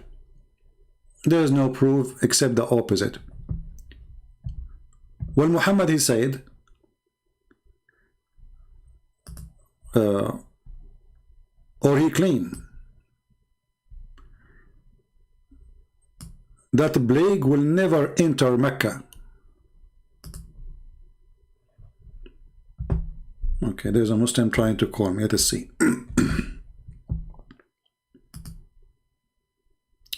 Oh, we have a Muslim saying white man worshipper. Let us call this guy. I like that topic. White man worshipper.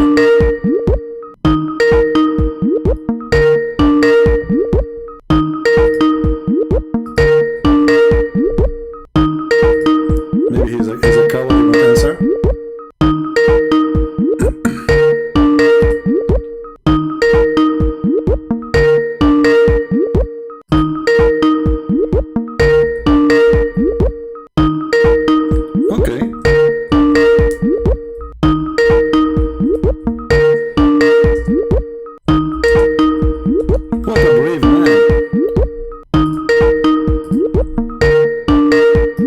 Potato.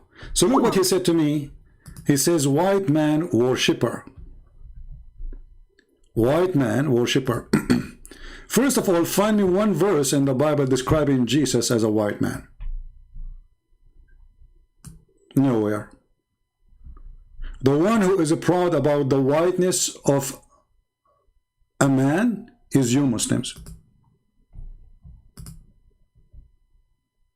Nobody speak about how white he is. Only Muslims. They praise the white man Muhammad. The white man Muhammad worshippers. Didn't have to strain to look up at him, nor was it tedious to look down at him. He was a comfortable sight to look at. له رفقاء يحفون به. They had friends. Say something, they used to hearken to what he used to say. وإن أمر تبادروا إلى أمره. Tall and thick, أزج أقرن. His eyebrows were arched, but they were not joined.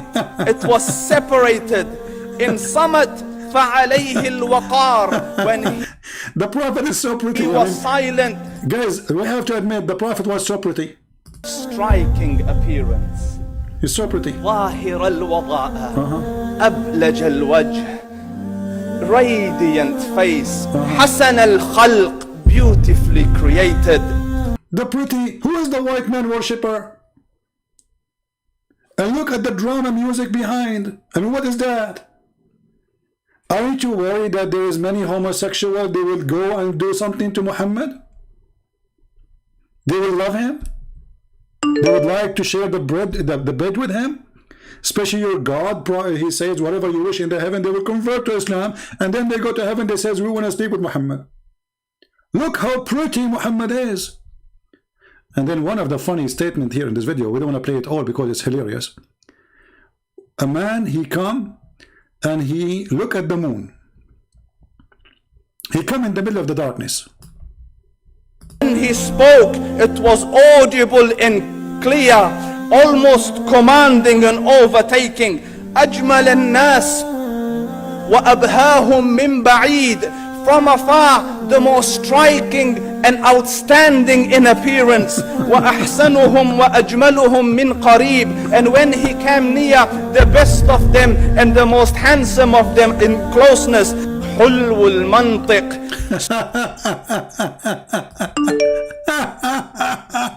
Who is the white man worshipper? Who? Let us go to the moon. When the guy, he saw the prophet. He looked at the moon. He looked at the prophet. He looked at the moon. He looked at the prophet. He looked at the moon. He looked at the prophet. And for sure, the prophet is more white than the moon. Rasulullah. Anas ibn Malik says, he says, I came out one night, I came out one night, it was the full moon night. Absolutely. Brother, look how emotional, brothers and sisters. The sheikh, he have tears in his eyes, he cannot continue more. The prophet is so pretty. He's so pretty. When the guy, he saw him at night, He could not stop. Like, look at the emotion, brothers and sisters. Allahu Akbar, Allahu Akbar. Wait, where's my tissues? What the heck? The guy was coming at night. At night? Many things happen at night. Be aware. I came out one night, it was the full moon night. Look at the emotion, look. Look at the action. And I looked at the moon, and in the desert, understand, the moon is an awesome sight. It is smooth, it is radiant, it is clear, it is gentle compared to the scorching sun at which they are used to. So the moon was the epitome of beauty. So he says, I came out at a full moon night and I looked at the moon and I saw it beautiful, handsome. So I said, let me go see if the moon is more handsome or my prophet is more handsome. Are you kidding me? Are you stupid or what? You are comparing the prophet of Allah, the most handsome boy, to the moon. What's wrong with this guy? Don't you know the answer already? I mean, how in the world even you think about it? Don't you know that there's nobody is more pretty than the prophet? Who the hadith says his underarm is so white, his thigh is so white, his belly button is so white, his face is so white. And the Muslim says, white man worshipper. Not a single verse in the Bible speak about Jesus as white or his color and how good looking he is. Because we don't follow a look. Secondly, all those stories is a fabrication.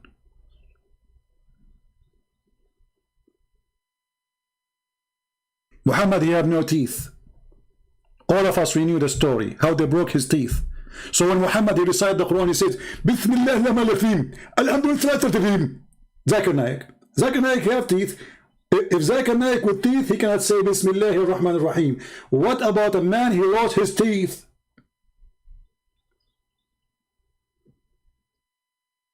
I mean, the guy, he don't even have teeth. And if he is so good looking, why the father of Khadija, he don't want him to marry his daughter, even though she is 20-something years older than him, and she have 2 husbands before him, still he don't want him. He's so pretty, man. Okay, what happened? And the guy, he went in the street and he saw the moon. By the way, each time I see the moon at night, I go there, I look at the prophet, I look at the moon. I look at the prophet, I look at the moon. And then I look at the prophet, and I don't want to look at the moon no more. That's it, I give up. I'm so disappointed with the moon. I thought always the moon is so beautiful. It turned to be no. He lost the competition for a guy, his name is Muhammad, and he's an Arab, who take a shower with dead dogs and women blood from period. Alex says, he says, I came out one night, I came out one night, it was the full moon night.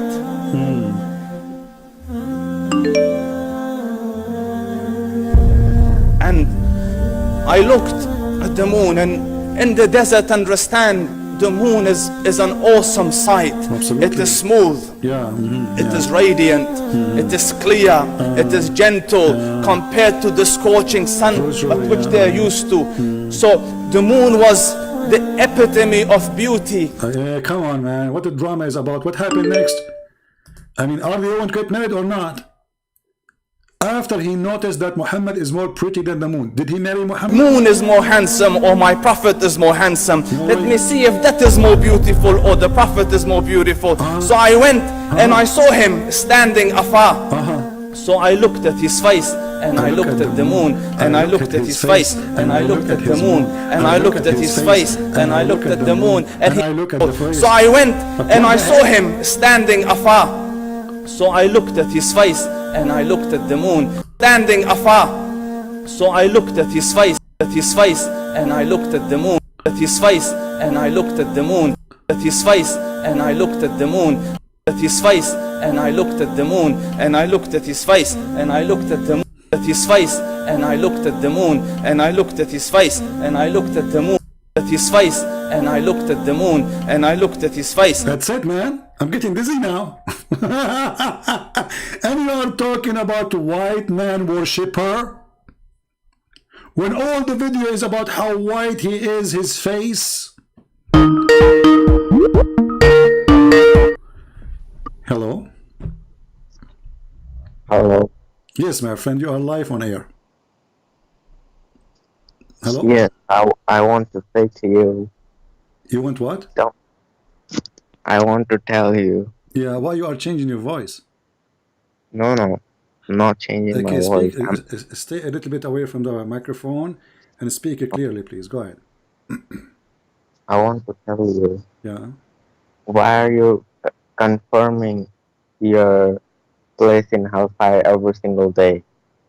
What? I am what? You're confirming your place in hellfire.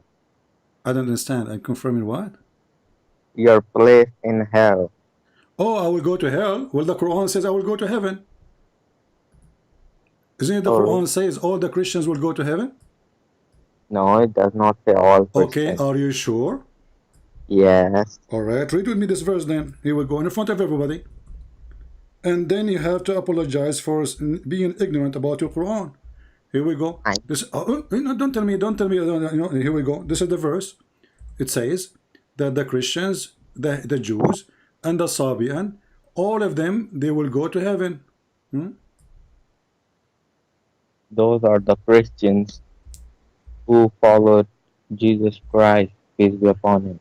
No problem, but this is in the time of Muhammad, my friend. But in the time of Muhammad, all of them, they believe that Jesus is God. So here it says, those who they are Christians, those who they are Jews, those who they are Muslim, even Sabian who worship stars, they will go to heaven. Chapter 2, verse number 62. Go ahead. Okay. Unitarian Christians, I believe they have chance to go to heaven. Doesn't matter. Unitarian Christian, they believe still. The Unitarian Christian, they believe that Jesus is God. No, they don't. They do. I know Christians. No, you do not know. Unitarian Christian, they believe Jesus is God. All what they say, there's no Father, there's no Son, there's no three, this on. So they say Jesus is the same as the Father. This is what the Unitarian Christians. So you're ignorant again. So now you get your prophet busted. So those who believe that Jesus is God, they will go to heaven. This is what the Quran says. You know, the Quran says, when Allah is talking to you, why don't you accept him? Why don't what? Can you stay a little bit from the microphone because you are too close, I think. Why don't you accept Allah? That's what I'm saying. Why I don't accept Allah? Give me a reason to accept Allah. Isn't it the Quran says that Allah is the one who closes our heart? So how I'm going to accept Allah when He is the one who sees our heart? Didn't Allah say after that? What didn't Allah say in the Quran? We have created man and jinn for hell. He created man and jinn for hell? No, that's what it says, right? Then you guys like to say, see, Allah created us for hell. That's what you guys like to say, but you guys don't read the verse after that. Allah says we have given. We will read the verse after it. Here we go. It says chapter 4, verse number 88. It says that Allah saying to Muhammad, are you going to guide those who Allah deceived? Why are you going to that verse? Why not? This is the verse I'm quoting for you. You are quoting different verse now. And you can give me the verse, the other verse, so we can laugh at it too. Which verse you are talking about? Which verse you are talking? Give me the verse. Which verse you are talking about? Allah says we gave them. Which verse? Which verse? Give me the verse. What the verse number? Chapter, verse number. Don't you know? You are a rebel. No, I'm not. You know, there's your prophet. He keep making poo-poo. I don't know which one you are talking about. So which poo-poo you are talking about? Give me the chapter. Give me the verse number. No, I will say it, and you are Arabic. Okay, so say it in Arabic. Go ahead. No, I don't know Arabic. I will say it in English. But But the Quran was not given to Muhammad in English. Say it to me in Arabic. Oh my God! Allah says. Don't say oh my God. Say oh my Allah. God is a pagan word according to Muslims. So why you Muslim use it? Is it the word God used by the pagan? Why you use it? You have to say oh my Allah. So you are telling me Jesus was helpless on the cross when he said, Allah, Allah, why have you forsaken me? Nowhere Jesus, he said, Allah, Allah. This is Ili, Ili. What Ili, Ili have to do with Allah? Is your God is Ili? I mean, you can call him Ili, so what? So why Allah, he says that he is Allah? Is Allah In is, Arabic, is in Allah a, is Allah is a name or a word mean God? Allah means God, the God, Oh, so it's not a name. and Ili, No, make Ili, it. No, I'm asking you. Is Allah a word mean God or it is a name of your God? it is a word mean God. So why you Muslim you say there's no God but Allah? So you should say there's no Allah but Allah. We have, look, there is no God but God. We have to say Allah, meaning the qualities of Do you God that say no? Don't tell me quietly. Do you say there's no Allah but Allah, or you say there's no God but Allah? there is no ilah but Allah. Oh, okay. So Allah. So what ilah mean? You tell me. You tell me. Go ahead. What ilah mean? I think it means God. Okay. So ilah is God. Allah is not a word mean God then. Allah means the God, The the true God. God, the Okay. true God. Okay. Even Okay. Guys. Tobias Singer says that. Okay. Hold on. What? Even what? Even that Jew, Tobias Singer, he also says that Allah means the God, My true my God. my toe. My toe say Allah is God. No, Tobias Singer, don't you know that Jew? Tove Singer. Okay. Do you accept what Tove Singer he said? I don't accept everything because he rejects No, Jesus. either you accept him or not. You just say Tove Singer, he said that. So he reject Jesus. That means he reject Muhammad too. Reject Muhammad to be a prophet because the Quran confirmed that this is Jesus, correct? So you are asking me to ask a liar according to your religion to prove a point. Just how stupid you are. No, Because they he don't. refused Jesus. It, You are the one who said he refused Jesus. So if he yeah, refused Jesus, why you accept somebody? The Quran confirm him to be a fraud, a liar, and you are saying to me, ask him. I never said ask him. You said Tove Singer Said he, confirm. Tove yeah, Singer confirm. But isn't it Tove Singer is the enemy of Jesus? okay. Isn't it him the enemy of Islam? No, he is the enemy of Jesus that is mentioned Okay, in hold Bible, on. Because Quran. because isn't it the Quran says the one is enemy to the Prophet Allah, he sent is enemy of Allah? Yes. Okay, and you just said he is the enemy of Jesus. No, the quality of Jesus No, mentioned in. he don't accept Jesus at all. He says Christ did not come yet. He don't believe he's a prophet. So you are a fraud again. And listen, is it Tove Singer? He said that the story of Jesus being born of a virgin is coming from the Greek mythology. This is a lie. Look, a lot of the things I disagree So with why you him mention somebody? You a lot because of things that he's not agree. Okay, he's, Abdul, he's not a if you Muslim. wanna prove me wrong, don't mention somebody is an idiot. You don't even dare to speak to me. At least give me something from your religion. Now I'm asking you, is Allah is a word mean God or it is a name? Because I can open right now a very Islamic official website and they will say Allah is the unique name of God, not a word mean God. Okay, so it could be unique. What mean could be? So you are a Muslim all your life. You do not know your God name? I know his name, Allah, okay? I can call him Ar-Rahman, I can call him whatever. Okay, hold on. Did you say Ar-Rahman? Yeah. Okay. Who is Ar-Rahman? Ar-Rahman, the merciful, my Allah. No, who is Ar-Rahman? Who? God is merciful. This is not the question. Who is Ar-Rahman? Oh, okay. Ar-Rahman Rahim. Okay, who is Ar-Rahman? Why are you repeating the same thing? Who is Ar-Rahman? Allah. So who is Allah? God. Oh, okay. And when the first time Muhammad he said the word Ar-Rahman? I don't know. Like in the starting of the Quran. No. Hey, guys, did you hear it? In the start of the Quran. But according to the Quran, chapter 17, verse 110, the first time Muhammad he used the word Ar-Rahman, it was there. And this was many years after Muhammad claiming to be a prophet. And you are the one who said that in the start of the Quran, so you Muslims corrupt the Quran because before that date, nobody used the word Rahman. First time, it was in chapter 17. Read it. chapter 17, verse 110. The Arab, they said to him, okay, we know that your God, Allah, his name is Allah, and now you are saying in the name of Ar-Rahman. So who's Ar-Rahman? And then Muhammad, he said to them, Allah told me to tell you this. Say to them, O Prophet, call upon him as Allah, or call upon him as Ar-Rahman. Call him whichever name you will. I call him potato. So you're a prophet. He did not call the name of Ar-Rahman in the beginning of the Quran, and when the Muslim, they bought the word there, they are corrupting the Quran, and the proof in front of you. We can open the interpretation, and everybody will see in a second that Muhammad never used the word Ar-Rahman before. What happened? Suddenly Muhammad discovered that his God have a new name. You say Christian Prince. Christian Prince, yeah, what about it? I'm here to save you. I'm here to save you from hell. I don't want... Hold on. You want to save me from hell? Yes. Are you saved from hell? Me? Yeah. Alhamdulillah, as long as I... So why the Quran says وَمَا مِنْكُمُ إِلَّا وَرَدُهَا? Not a single one of you, but he will enter hell. You see, that is a perfect example that you are deceiving your audience. Okay, I want an answer. Don't let us say, and let us say for the sake of argument, you are right. Get me busted. Why the Quran saying مَا مِنْكُمُ إِلَّا وَرَدُهَا? Not even one of you, but he shall enter hell. I'm going to get you busted right now. Answer.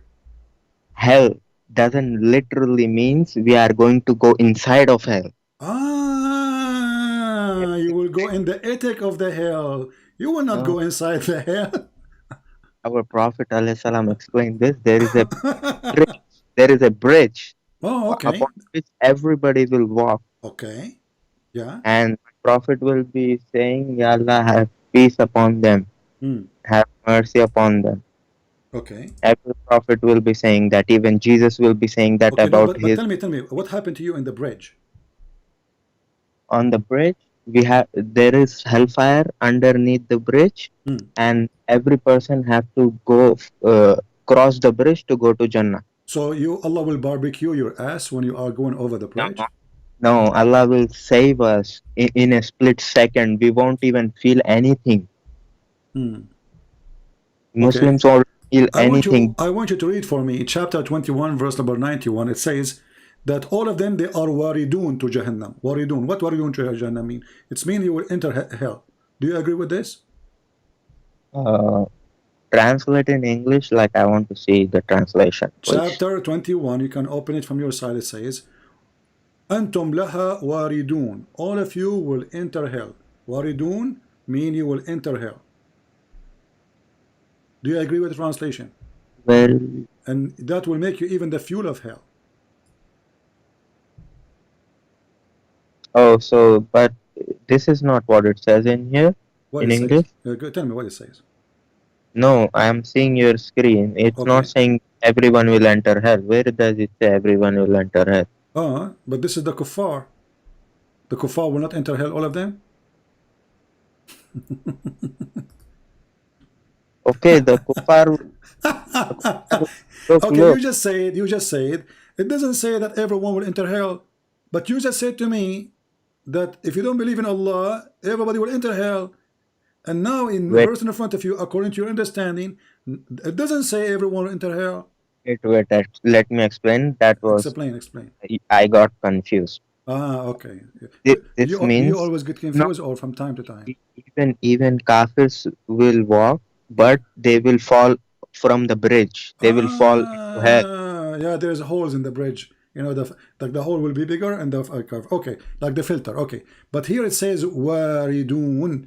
Waridun mean you will enter hell in this verse. Do you agree? Yeah, they will enter it. Okay, so now we agree that waridun mean will enter hell. No problem. Here we go. The Quran say the same, that all the Muslims to hell, they are waridun. And here the verse, all the Muslims will enter hell. I explained to you, but you again. You cannot explain to me. Are you a scholar? Are you a scholar? I'm telling you, there is a bridge. We will walk from the bridge, but okay, my friend. Okay. What about we see what the scholar says about this? What do you think? Okay, let's see what this. In the translation here it says you will go over it, but the Quran says wariduha. Let's see if the translation is accurate. We go. And we will see, and everybody will laugh in a second. Chapter 19, verse number 71. This is 19. Not one of you, but it will. Hold on, my friend. We will see the scholar, not you, not me. The scholars, you know better, right? This is your sheikh. This is top-notch sheikh. He eats shawarma every day, not like you and me eat falafel. So look at this. This is a Jalalain. I want you to read with me in the screen, please. It says, "There's not one of you but shall come to it, which is the hell, that shall enter hell." Do you see it? No. Oh, okay. Yeah. That he will enter it. Okay. So why your scholar says all Muslim will enter hell?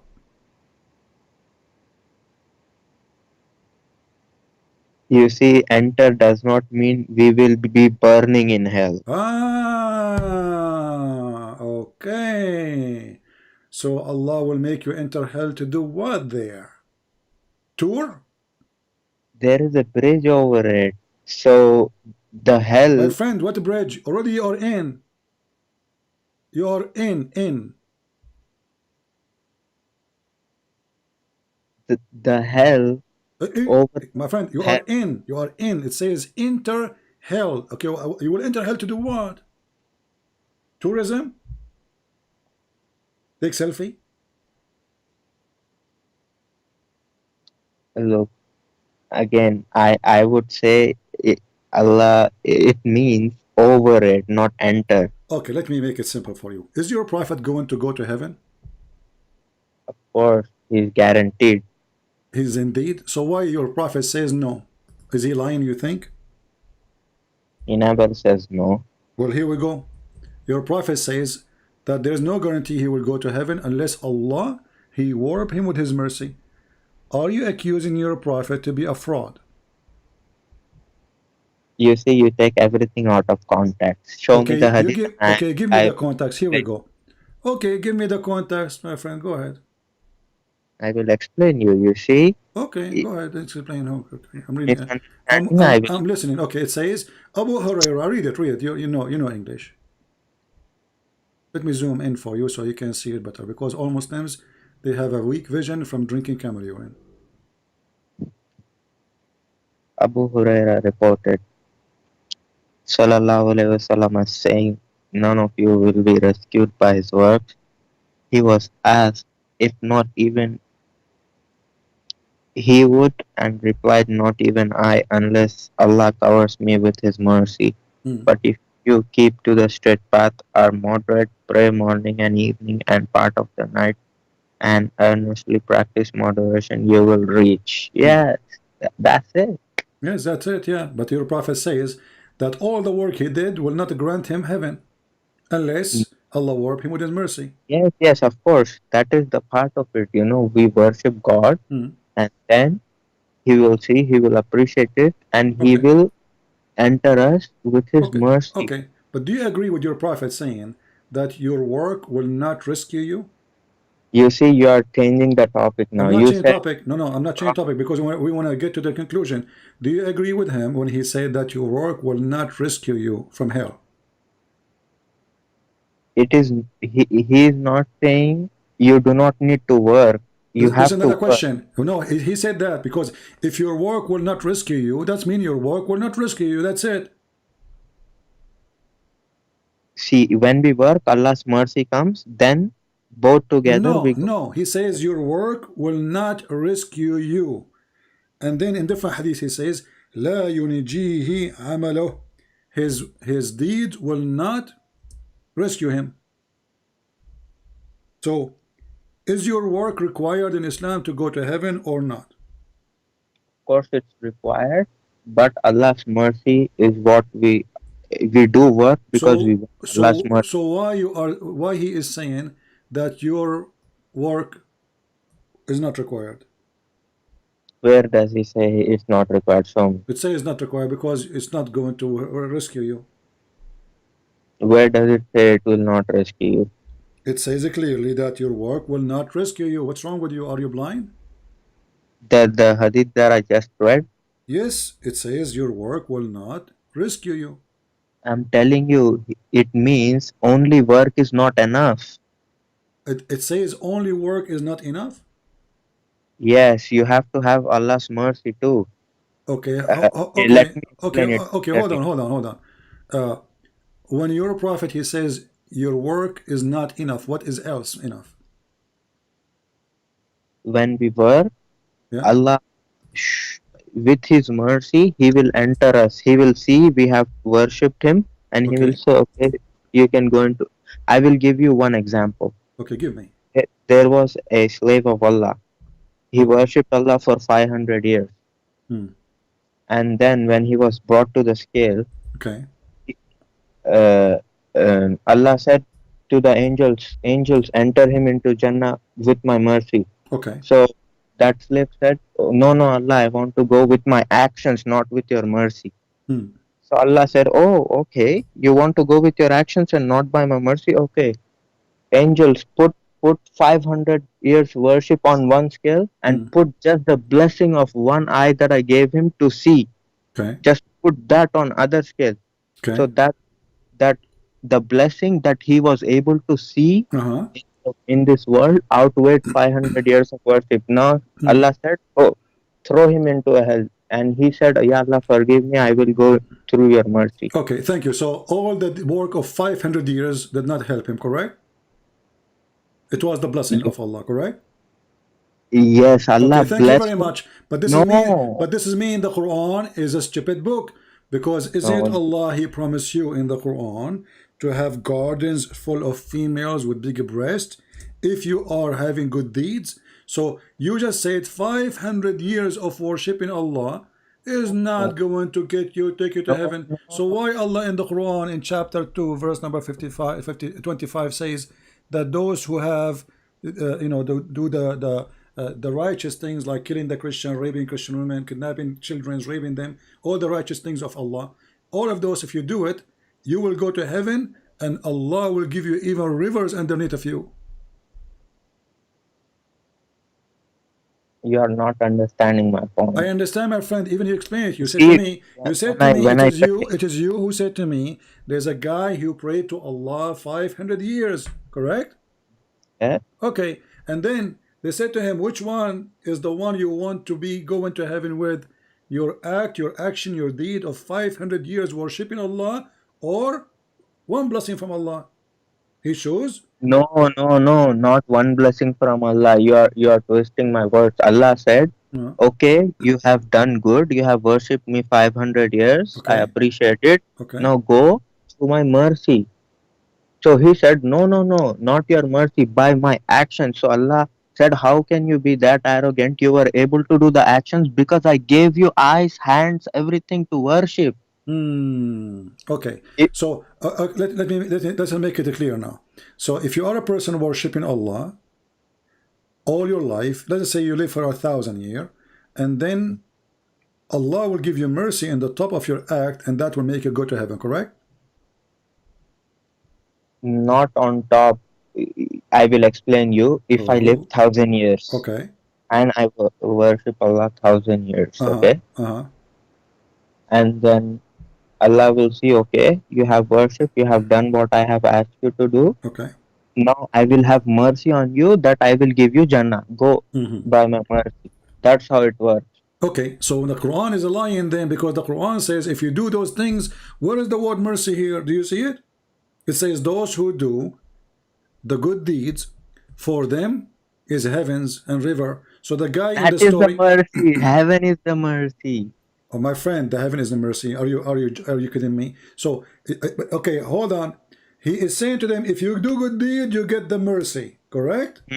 Yes, Okay, so why he's saying to the guy, you will not get the mercy because you did good deeds? because he is being arrogant to Allah. He's saying, Okay, I okay. did Let good us let deeds. us make it more clear. I will go with you. If I am working all my life worshiping Allah, is that will grant me heaven or my destiny with Allah? No, don't change the topic I'm about not. I'm not. predestined. I'm not just to show you how stupid what you said to me. This is the topic. Is Okay, it if is you going to worship change? Is it going to if, change my work into go to hell, or I will go still to heaven? Is the destiny of Allah is in total agreement with my act in heaven or in earth, sorry, or the destiny of Allah will change and doesn't matter what I do in earth? Don't go to that hadith. Why you don't want to go to it? This is we're talking about going. We are talking about how we go to heaven. So don't run away. I'm asking you. It's a very embarrassing question for you. You don't want to answer, right? So I'm asking you. A person, the same person. I will take the same person. He prayed to Allah 500 years. 500 years. Okay. So 500 years, and then Allah He wrote for him a destiny. Is it possible that Allah He wrote for him to go to hell, even though he prayed for 500 years?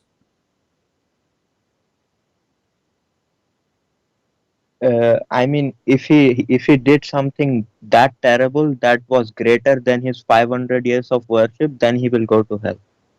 What do you mean greater? Like, let's say he did something that Allah disliked a lot, but he also worshipped Allah. No, he did not do anything. He did not do anything of his own act against Allah teaching. Okay, then he will go to heaven, and Allah's promise is true. Okay, I want everybody to be my witness. He said he will go to heaven, and that will be his destiny. Well, your prophet, he said no. Your prophet, he said that what is written by Allah will overcome what he was doing, and then he will go to hell. Let me put for you the hadith so everybody will laugh. I know you confuse a lot of people with this. Okay, like show me. I will. You didn't understand that hadith. Okay, you explain it to me. Here we go. Here we go. It says here, your prophet saying, and this is not me, that a person of you will do the act of people of heaven all his life until there's only one cubit between him and heaven. And then what is written by Allah will overcome and will take over, and he will do the act of people of hell. Read the hadith. Wait. You see, you just scroll over a beautiful hadith too. Okay, this is beautiful. Go ahead. That hadith when Allah says, if my slaves remember me, I remember him. Oh, okay. Yeah. Okay, read for me. Read for me so everybody will laugh. Read. By him, start from here. We are listening.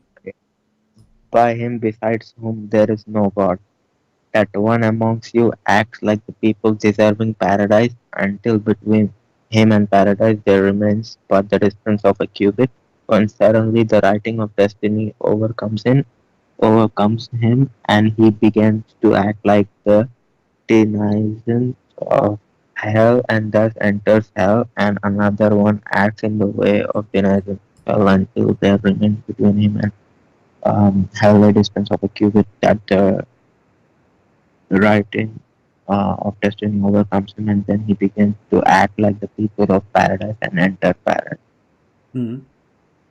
You have misunderstood what this means. I'm listening. Go ahead. I will explain to you. Okay, go ahead. Let me talk about you. Christian Prince. And let's say you talk really bad about my prophet, Allah, but just before you die, you might see a dream in which Jesus might talk to you to accept Islam, and then what does this have to do? Abdul, it says what Allah wrote in your destiny, not seeing a dream. It says what Allah. Don't go. I did not see a dream. Abdul, does it say there you will see a dream? Don't play games, man. Come on, stop. You know, the curry you are eating is not good. It's cheated. Listen carefully. It says the destiny overcome him and began to act like the people of hell. So what will take over you is not a dream. It's a destiny. I know, but I was trying to explain to you. No, but the dream has nothing to do with this. The dream is not have to do with this. It's a destiny. No, dream. It's a destiny. Is it a destiny or a dream? Yes, it's a destiny. Okay, what destiny is? What is destiny is? Destiny is whatever you will do. No. What destiny is it something decided by Allah? Allah knows what happens. This is not about knowing. Read carefully. decided for you or knowing, because it says will overcome. The guy is praying all his life. He want to go to heaven. And then what is written by Allah, there is only one arm between him and heaven. Almost he is there. And then it says, when suddenly the writing of destiny overcomes him. The writing of destiny. Yes, because Allah wrote what He will do before. Thank you. So Allah, No, okay that's guys, not. Allah, He wrote what He will do. So it is not His choice to do. No, not His choice does not mean like I'm talking to you right now. So Allah wrote that this person will talk to Christian Prince. Abdul, listen carefully. The guy is praying to his God for 500 years. He have 15 minutes left to go to heaven. Then what will happen? What Allah He wrote will take over, which means the action of the person will change. Why? Because Allah He wrote in his destiny that he have to go to hell. That's what it says. If I look at it from your perspective, it No, this seems is not like my Allah. perspective. No, this is not my perspective. Okay, let me make it more clear. If a child he died and he is a baby, do he go to heaven or he go to hell? He will go to heaven directly According to who? because he's innocent. Okay, so you are saying it is sin what make us go to hell, correct? Yes. Okay, so if a child he do no sin because he's an infant, let us say he's like 6 months old, the logic is he will go to heaven, correct? Yeah. And you are sure from that? Mm-hmm. And if somebody believe in such something the opposite from this, he is stupid, I think. Do you agree?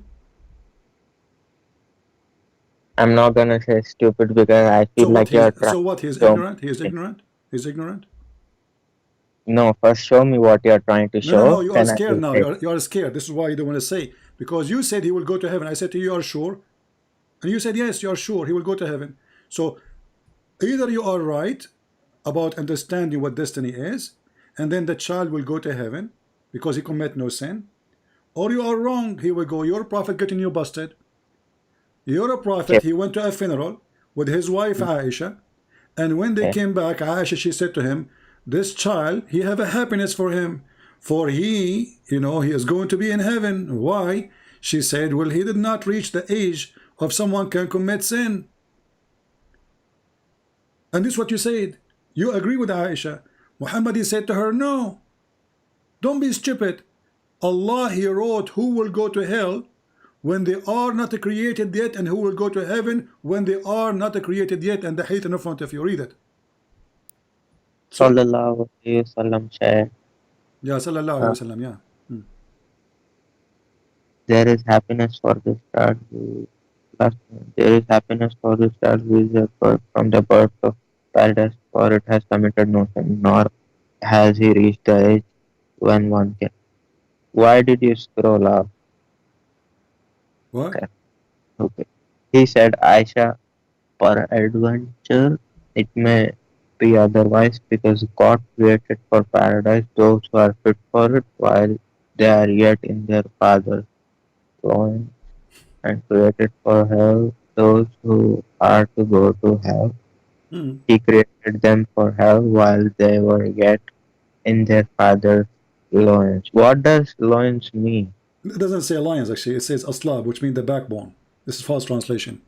It says aslab, aslab. Aslab means the backbone, because the Quran teach that the sperm of the man coming from the backbone. So now what happened?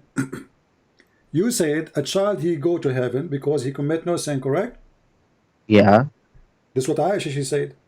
What Muhammad he said? No. Because Allah, before He created them, He decide where everybody will go. This is what He said, correct? So what you said to me, all the stories of the 500s and the, like, but then I'm glad you did not mention the 300s. The Spartan, that would be fit for the story, because Muslims soon they will add it. They will say the 300 Spartan they converted to Islam. So listen carefully. So the 500 years of a praying and the mercy of Allah is nothing but a destiny. If Allah He wrote in your destiny that you will go to heaven, you will go to heaven. He will go. A child, he is a baby. He did not commit sin. He is even a child of a Muslim family. He is a child of Al Ansar. So not only he is a Muslim, because Muhammad, he said every baby is born as a Muslim, he is a child of a Muslim family. And Muhammad, he attend the funeral, which means confirm that he's a Muslim, because Muhammad will attend not a funeral or pray on a person unless he's a Muslim. So Muhammad praying on a person, he is a Muslim, he is a child, he's an infant, he commit no sin, he reached no age of sin, yet he might go to hell. Why? Because of destiny. It says Allah created paradise for those who are fit for it. That means good people. You idiot, you stupid. What's wrong with you? This is a child, he commit no sin. No. What do you know? It says here, the child, he commit no sin. The child now is not a good people. It says he did not reach the age when one can commit sin, and now he is not a good people. No, that's not what I'm saying. Yes, he died an innocent death. Okay, so he commit no sin. So a person who commit no sin, is he a good people or not? Look, let me explain. A person who commit no sin, is he good or bad? He's great. Is he bad or good? A person commit no sin, is he bad or good? Great person. This is not the question. A person who commit no sin, is he good or bad? Of course good. Okay, so why he might go to hell? Let me explain. What explain? Go ahead. So what are you doing now? So it means that if a baby, like let's say Allah throws in hell, that means that baby, when he would grow up, he would do a lot of bad things. Abdul, he died. Abdul is stupid, he died. The guy is dead. And you are saying to me when he grow, he will be bad? I mean, where those people come to me from? Get out of here, man. I mean, I cannot handle too much things, but stupidity is killing me. When he grow up, don't call me stupid idiot. When he grow up, the guy is dead.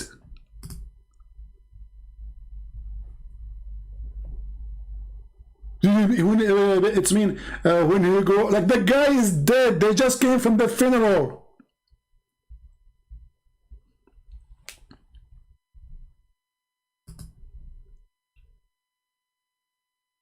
You know what? If any woman ever made me angry from her, I will curse her by marrying someone like you. You are a curse with your stupidity. When he grow up, he will be bad. They are desperate. They don't know what to say about the stupidity of their prophet. This guy Muhammad, he is a poo-poo machine. Wherever he go, Muhammad is the best fertilizer. So pray to Allah, convert to Islam. All make no sense, because even a child who commit no sin, he might go to hell.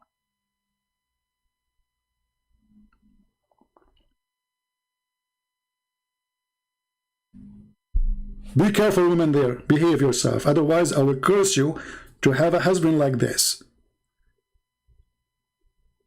The child is dead and trying to find an excuse. What is the child? What is the excuse? You don't understand. You don't understand. Okay, tell me. He's talking that when the child become big, old, grow up.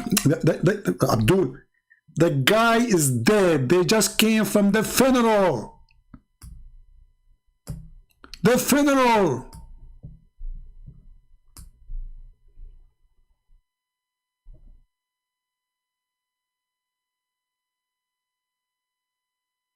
Unbelievable.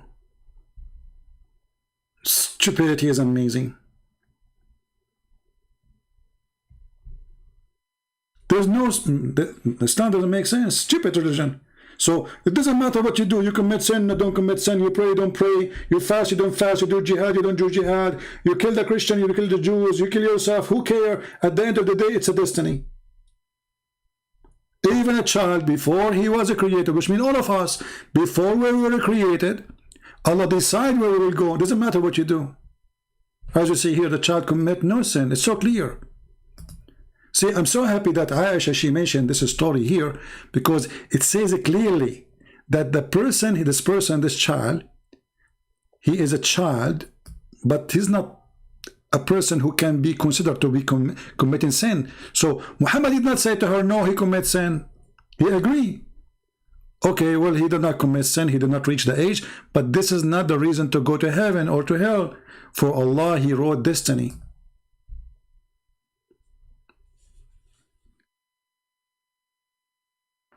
How in the world this can be a religion from a true God? It's destiny. So go to nightclub, drink, be a child molester, sleep with everybody, do whatever you want, because destiny, at the end of the day, what Allah wrote for you. And not only this, by the way, it's written for every one of us. Even the fornication you do, it's a destiny in Islam. So, excuse my language. Each time a male, he used his penis, Allah wrote His book that you should use your penis in this moment, in this hour. And this is the proof. So what good deeds? What good deeds, if even the bad deeds is written by Allah, it's a destiny.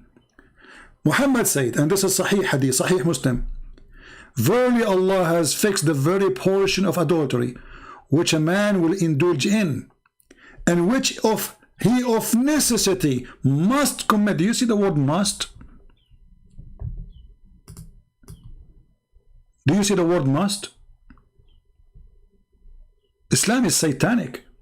So what Muhammad trying to teach you, that when you do fornicate, it's not your fault. Allah, He wrote in your destiny that you should do that. When a Muslim woman, she called the sheikh and she said, I became like 30 years old and I'm afraid I'm not going to get married. The sheikh, he said to her, my daughter, don't worry about it. It is written for you already what will happen. The Prophet, he says, it is written in every vagina, on every vagina, the names of the one will if it. Maktubun ala kulli farjin ismu nakihihi. It's written in every vagina, the name of the one will if it. Now, if you are a prostitute, you will have a yellow pages there. Go check the names. And maybe you can find like how many left you will F. So the woman now, she felt like, okay, destiny, so I can change it. Oh, okay. So it's written for me if this guy will F or not, or I will sleep with this guy or not. It's written.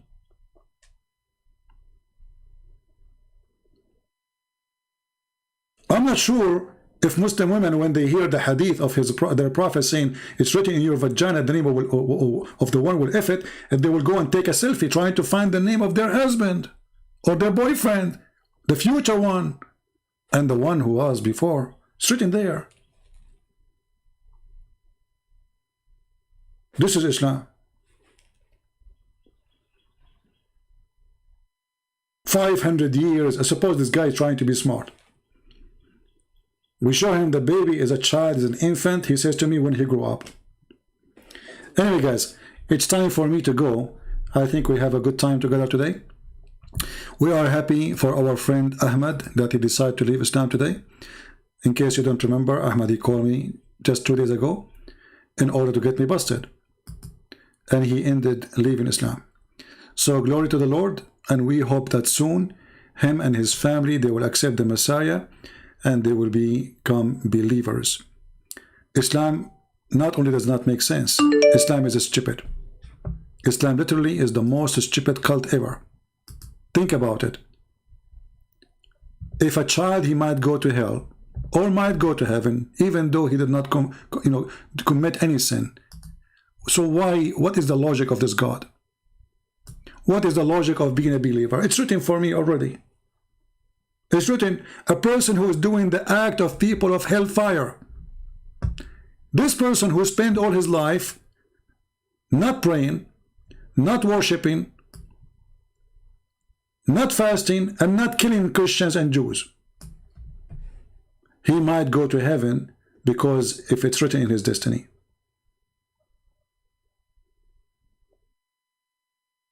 How is that? How in the world anyone can invite me to such a cult? It's not only a cult, it is the most stupid cult ever. A Muslim might say to you, you Christian believe in destiny. That is false. I can say, we have a destiny that everyone who's born, he will die. That is a destiny. We can say we have a destiny that either we will go to heaven or to hell. There's no other choices. But it is us who choose where to go. This is why Jesus said, not everyone says to me, Lord, Lord, will enter the kingdom of my Father, but the one who do his will. So either you choose your will, and then you choose where you will go, or you choose to do the will of the Father, and then you are welcome in his house. That is Christ's teaching, not this stupid Muhammad saying things doesn't make sense. A person praying his life, all his life, worshipping Allah, fighting, killing, raping, doing what Allah told him, and now he's almost entering heaven. He go to hell, and the one who was not fasting, the one who was not praying, the one who is not killing, and the one who will go to nightclub every day, and the one who is not doing mut'ah, he might go to heaven. Where is justice? Where is justice? So you don't pay for what you did in Islam, because what you do doesn't matter. It's what Allah wrote for you.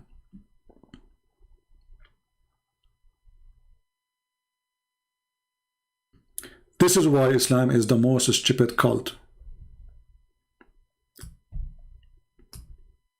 I hope next time we will have some professional sheikhs is willing to call us, not like this idiot who says to us when the kid he grew up and the kid is already dead. I have enough of stupid people. Thank you all for being here. I got to go because you can tell my voice is going flat.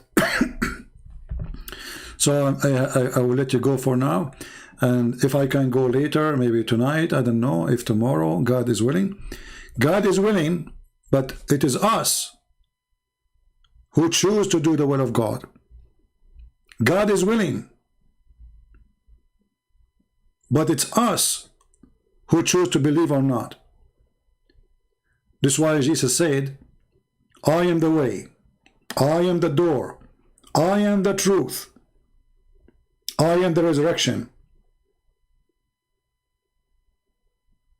And those who come to me, they will be safe. You have to come to him. It's your will. He said, knock at my door and I will open for you. It is your will to knock at the door or not to knock. With Jesus, we are saved. With Muhammad, you are just an idiot who's waiting for your gambling machine. It's your luck. It's your luck where Allah, he wrote your destiny to be. We don't want the God of luck. Otherwise, we will go to Las Vegas. And the gambling machine will do better. Even Muhammad, he make it more stupid when he said that my nation will be 73 sects. And the Christian and the Jews will be 71. So it is better to be Christian or a Jew from being a Muslim, because in Christianity, according to Muhammad, you have a chance 72 to 1 or 71 to 1. In Islam, you have a chance of 73 to 1. I mean, do you see the stupidity?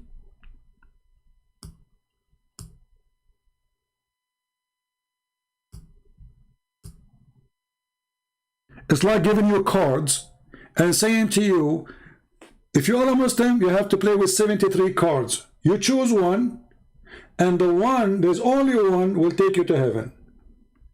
If you are a Christian, you play with 71 cards. How stupid is that? So the Christian and the Jews, even in the stupid Muhammad mouth words, they have better chance to go to heaven from Muhammad than playing gambling cards. For according to Muhammad, we place in 71 cards. Muslim, they play with 72, or sorry, 73. And only card will take you to heaven. How stupid is that? And how we can make this one hadith here match with the other hadith? This guy is mentally ill.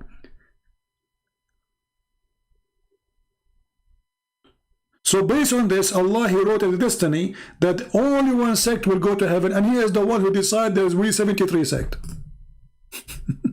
Hey Allah, why you decide to make 73? And why Muhammad is stuck with number 70? Everything is 70. 72 versions. 70 times he heard Jesus speaking about forgiveness. How many times we forgive? Muhammad is stuck with 70.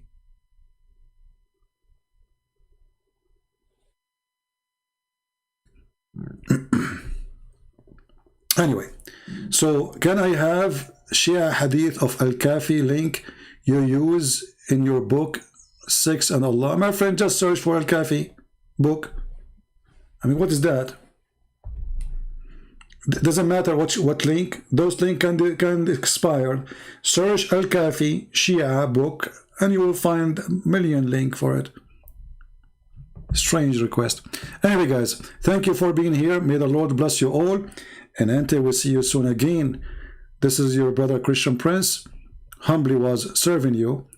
And thank you, Lord, for having our friend Ahmed, who decided to leave Islam today, loud and clear. And let us see what his sheikh, how much he will be ashamed for not calling me to refute me. This is what you Muslims do when you don't ask your sheikh to call me. And until the baby who died 1400 years ago grow up and commit sin, until then, we see you soon, and may the Lord bless you. Take care.